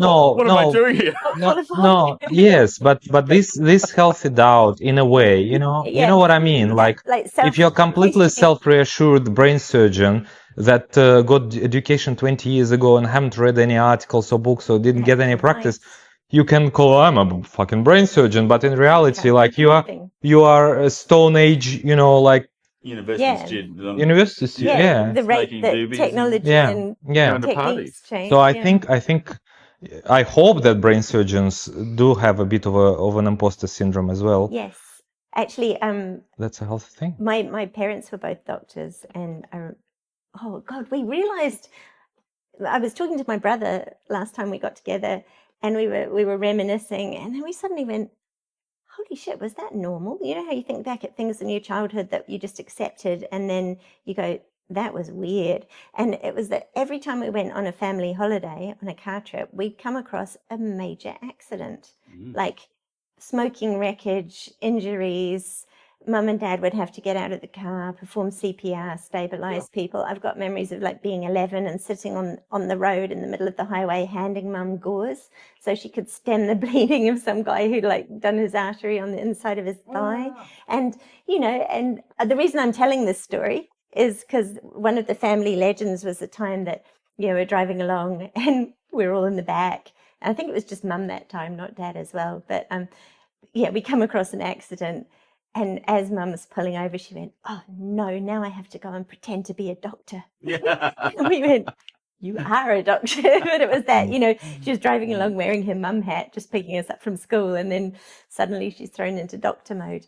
But I guess that's the idea that, like, you are just you, and then you have these different selves that you put on for different situations. But we realized that was so bizarre because since we grew up, neither of us have ever come across an accident on a road trip, and I haven't talked to anyone else because I've got like 7 different specific memories of specific accidents. Wow. And I don't know anyone else who that was a feature of their childhood. And that's another thing where you go, what was the universe up to? Like just throwing these us in the path of these crazy accidents all the time. That's and interesting. Took us decades to actually go, hang on. And then, I said to Mum, "Are we imagining it or did this really happen?" And she went, no, it really did. And I said, "Isn't that a bit unusual?" And she went, yeah, now that you mention it, but it was just, anyway, side note, but interesting. And if the universe was making it so that your parents would drive next to these accidents, imagine how many unfree decisions or the decisions that led felt up to that. free Exactly. were, we need to make a trip to, I don't know, Wellington or something. And there you go. And at this particular time. And exactly. And maybe it's to forget something so that we have to turn around and be setting off half an hour later than we meant to, or, sort of like. Exactly. Yeah. It's coming back to the painting. Like, what was it intentional light? The intention for that. It was just not realized by us, perhaps. Me suggesting it. I'm just a soundboard. You're just a vessel. Exactly. We'll know when we look at this back in 20 years' time exactly why. Well, hopefully it would have happened by then. It's quantum, mate. Quantum entanglement. That's it. If AI will not, destroy the world. Yeah. Speaking of AI, just what a remedy to doom and gloom. I know, but we sort of, a lot of people are seemingly very happy about all these chat GPTs and stuff like that, and how people can use it and accelerate, and I use it myself, for a variety of reasons, needs. But every now and then there is now video popping up on YouTube, somebody is doing a keynote speech somewhere. One was a lady, some British university, she was just talking about AI, giving a lecture to the graduating students of some prestigious college in Britain. And she was just saying that the lives will change, the AI is on the rise and get prepared and blah, blah. just a banal, in a way, just like a speech for the graduation. And she was booed by the students because no one really wanted to hear this. On their special day. Just the young people had enough of it. They just don't want to know what's going to happen.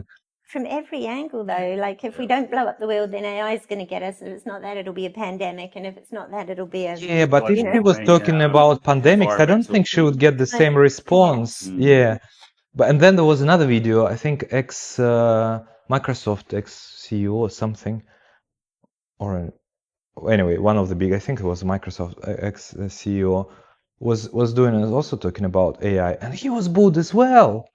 It's like, oh, that's Well, interesting. no wonder the younger people are looking back to the 80s and that time and the 90s for cultural inspiration, like music and dress and just the way they were, because It's always no one happened, was though, 'cause talking in the about 80s, doom we were and looking gloom. back at the 60s. Well, that's true. Yeah. That's just the thing. But back then, it was Oh, no, it hey, was that's more not true, because I grew up in the 80s under the threat of nuclear war true. and had masses of nightmares Not about as that. much. Seriously? Well, Right, my okay. parents were like I was really- living in a bubble. No, my parents were really active in the anti-nuclear Alcohol, movement. probably. So, like, we had because in New Zealand was like reacting against the US and banning nuclear-powered submarines and things, and getting rid of the US bases and stuff. And we went nuclear-free zone, and it was a big deal because it was tiny little New Zealand going.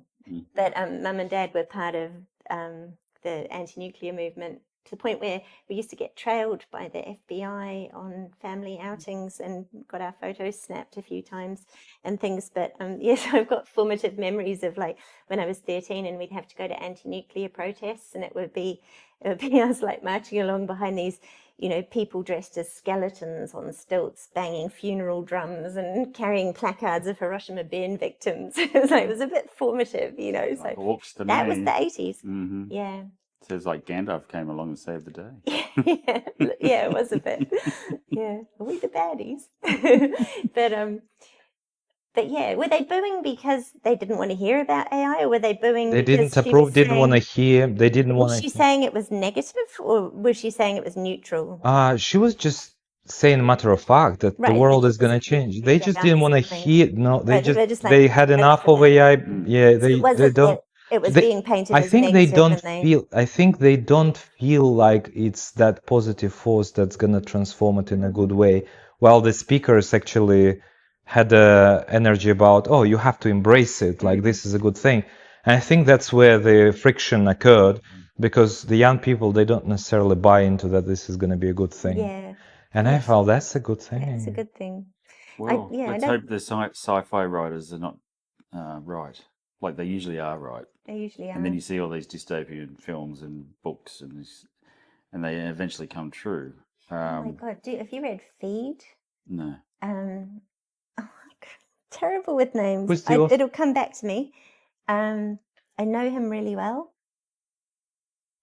It's gone. It'll come back to me. But Feed is amazing, and I first read it probably 20 years ago, and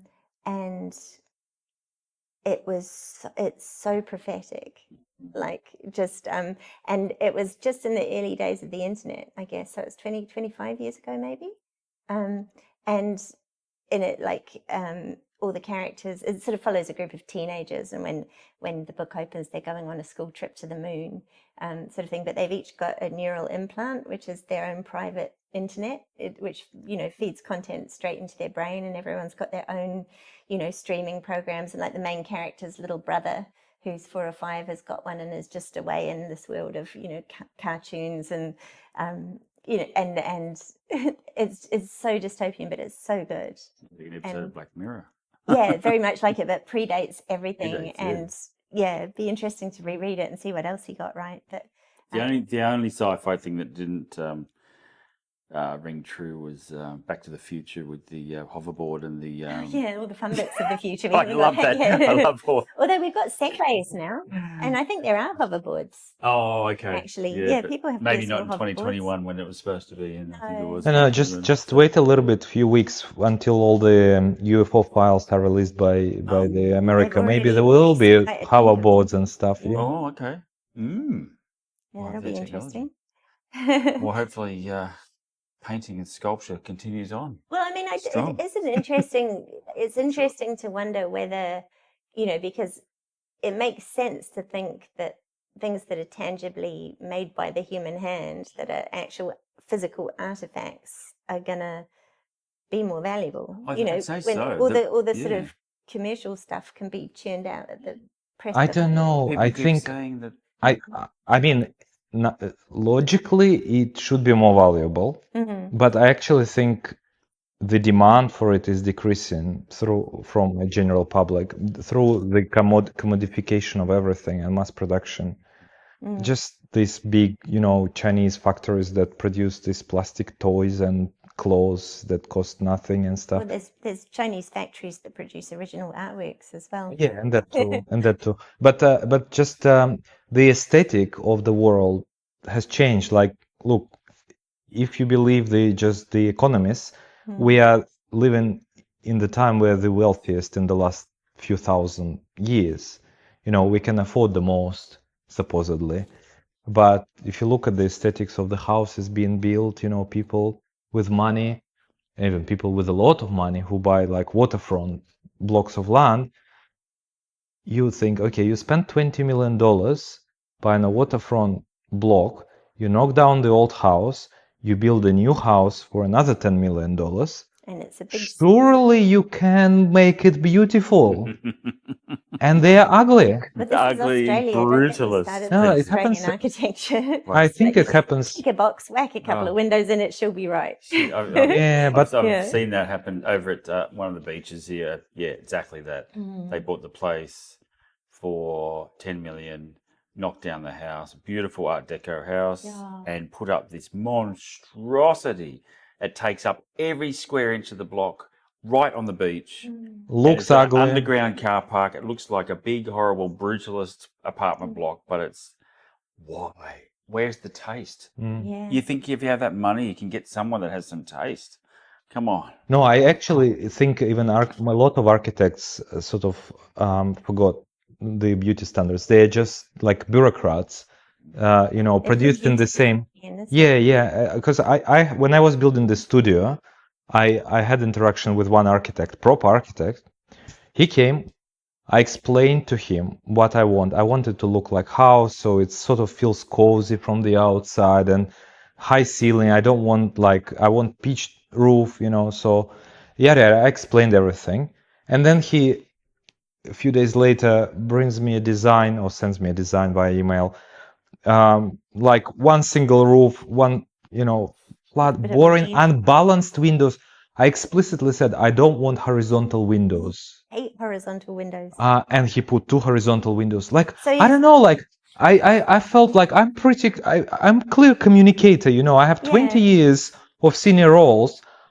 I explained to him what I don't want and what I want, and he did exactly. Gave you a cookie cutter. Exactly, he just copy pasted it. Yeah. I was just thinking, that's what it is. And he had an opportunity to do something interesting, And just decided it was too much. I think it's just, this is a symptom of pretty much every person.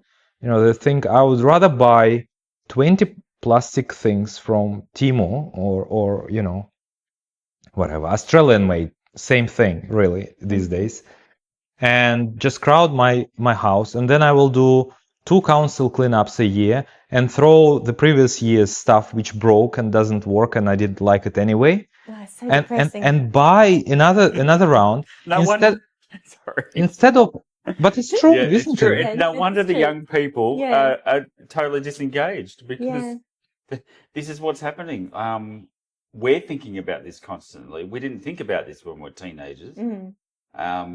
We were just thinking about how great life's going to be, or let's go and party, let's do some art, blah blah, But now it's we're bombarded as well at our ages of all this stuff's going on. And all you can do is kind of they just want some positive. Yeah. All the young people I know actually do, and I know of quite a few of them, but they actually do kind of give me hope for the future. There's a few more of them like that out there. All their friends are lovely, and I don't know, and very thoughtful and very kind of mindful of. I might just want to mention one thing on the idea of Australian architecture. Yeah. Now, branching out onto everything, where I may have mentioned this before, but it always gets me is they put a drain pipe in. It's a big cement pipe in Australia. They put a drain pipe in Europe. They put an aqueduct that's been carved by 20 masons. Like, what a difference. They pay the artisans to do beautiful works that's functional.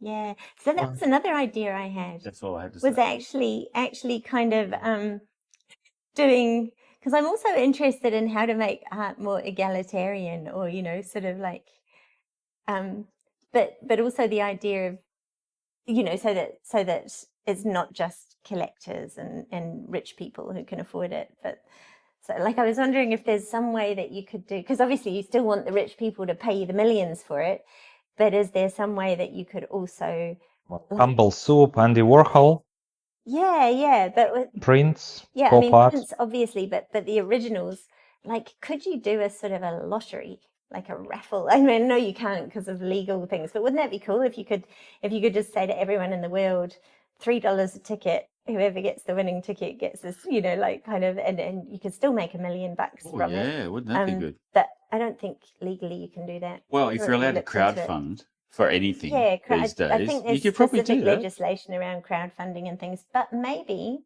that's a way of the future. Oh, I wonder if you could and auction off kind your of- work with yeah. raffle tickets. Yeah, or an auction maybe, but then Oh. I don't know. Like, Let's try it. In some, must be ways around it so that you can actually. I'm sure the tax. There's down everyone on has an equal opportunity to get it, and everyone pays a nominal amount, and then somebody. I think we need another episode on that, because it's a big, beautiful, ugly as well topic about the art world and the money there. Yeah. Because Sorry. I was just going to say that we've just finished my thing, because the other thing I was thinking of doing that would be really funny is to do beautifully crafted artworks that are, all of the things that a great artwork would be, but are also a toilet brush holder, Yes, or functional also art. a chopping board, or Mm. I don't know, but not in a mass-produced kind of a way. But Now you're talking like European culture. You're talking about what you were talking about before. Like, and what I mentioned about the aqueducts compared to a pipe. It's a little bit of thought into the design of things. That's not necessarily out of reach of the general population. So yeah. I would think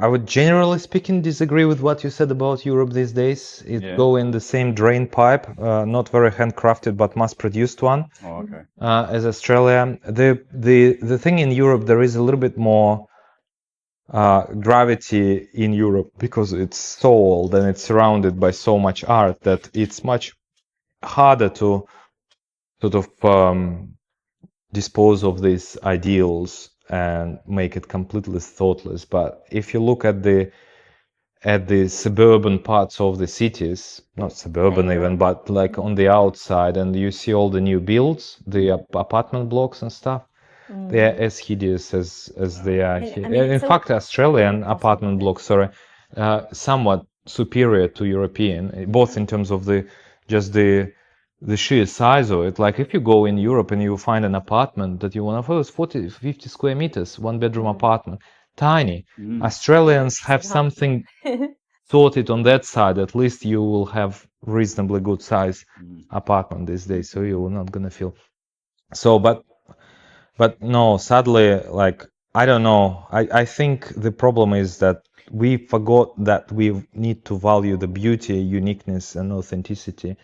And the toilet brushes, say, holders and stuff like that. I was thinking, like, I want to talk about this because I had to buy, like, having a studio and a house and a couple of bathrooms here and one bathroom there, I needed to refresh the toilet brushes naturally. Yeah. And I was thinking, okay, so I don't work, I don't make much money from my art just yet. So how... And I wanted to have a good one, and so I didn't. I just bought the cheap ones that seemed, solid enough to last long time. But if I went for some beautiful ones, that would be 10 times more expensive. And when you need to buy 3 of them, that's quite a lot of money. So it's hard, I think. I think people need to value the handmade, high quality, beautiful things again, in order for that to be, and maybe pass it from generation to generation. Yeah, I've started trying to buy things that will like get the idea that whatever I need to replace, like a pair of scissors or a toilet brush holder, thinking this is the last pair of scissors I will ever buy. This is the pair of scissors that's going to see me through till I die, and then get something that's solid cast steel, not self-sharpening, but like my garden tools.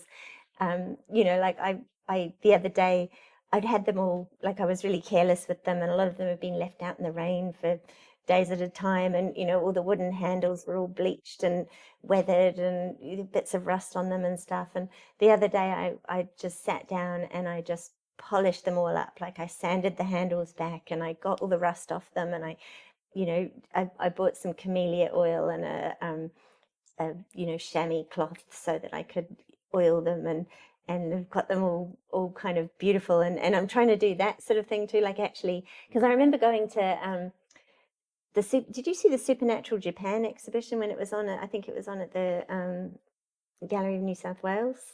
No, it was a good few years ago now, probably. I think it was 2020 or 2019, something like that. But part of what, like a lot of the content was looking at, I think it was kami, like the sort of household spirits, and part of the Shinto sort of idea is that objects have a kind of a soul, and that, or at least a sort of, they're plugged into that sort of energy. But if an object is used for 100 years, like owned and used and looked after for 100 years, it actually develops a sort of a conscious soul and becomes a spirit.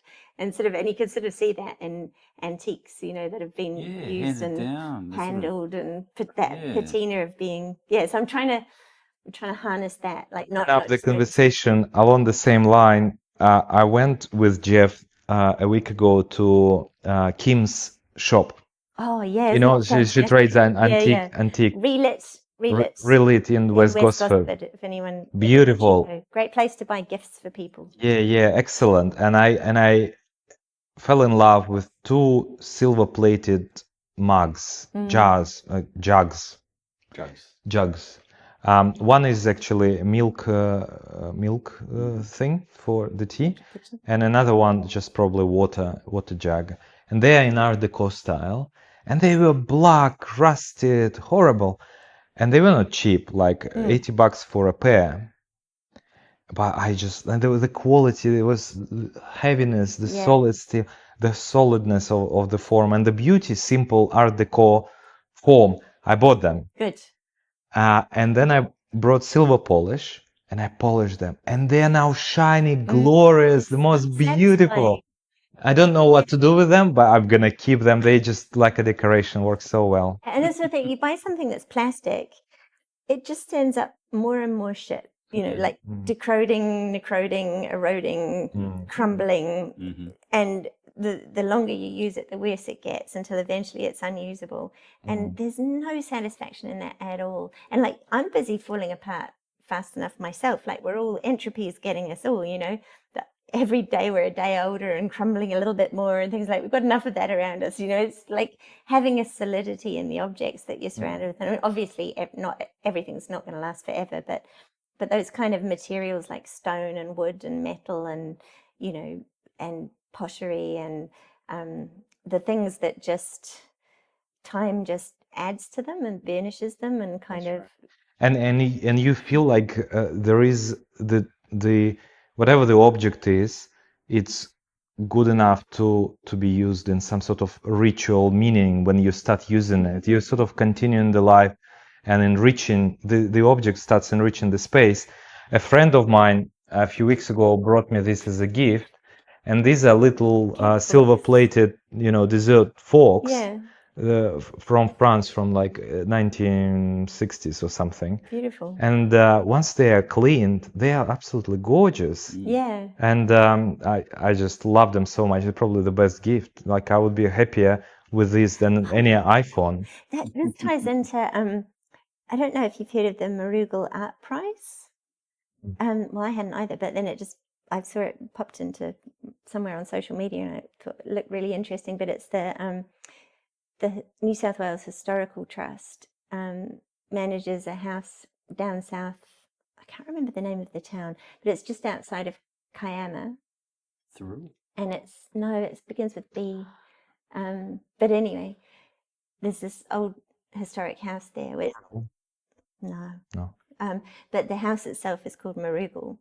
And it was, anyway, they run an art prize, a biennial art prize. It's just for women because that house was occupied over 100 years by 4 generations of women from the same family. And when the last of them decided it had got too much for her and put it up for sale, the state government realised how valuable it was and sort of swept in and I think did a compulsory purchase and they've turned it into a museum.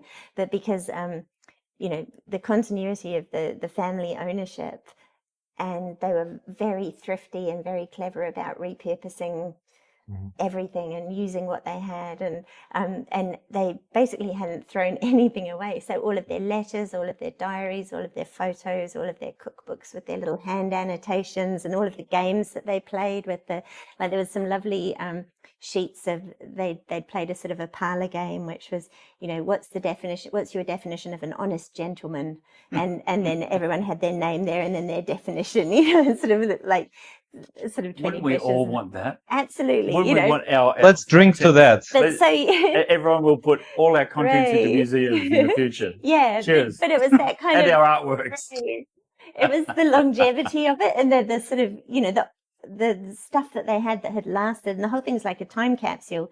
And the kitchen, I think she must have updated it slightly in the 1970s. Like she got a fridge, and but it still had the old cooker with the boiler to heat the water, and so very very much. But you could see developments in technology, like they had the old gas lamps, but when the electricity came in, which was less than 100 years ago, they got electricity and hot water and things like that.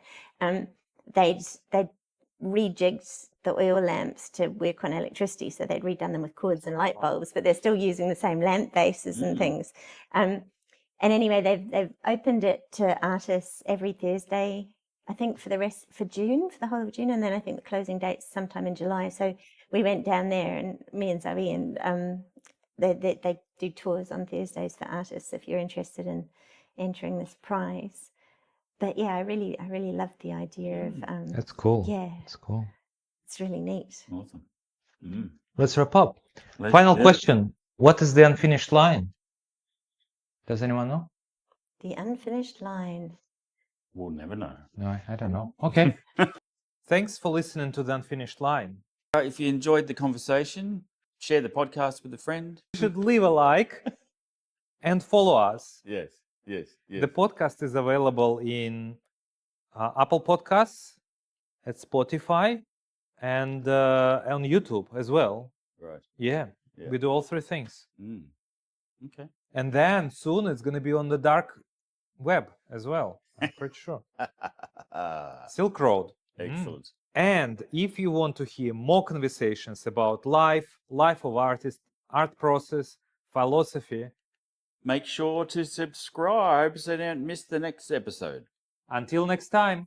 Keep making, keep questioning, and stay unfinished. and stay unfinished.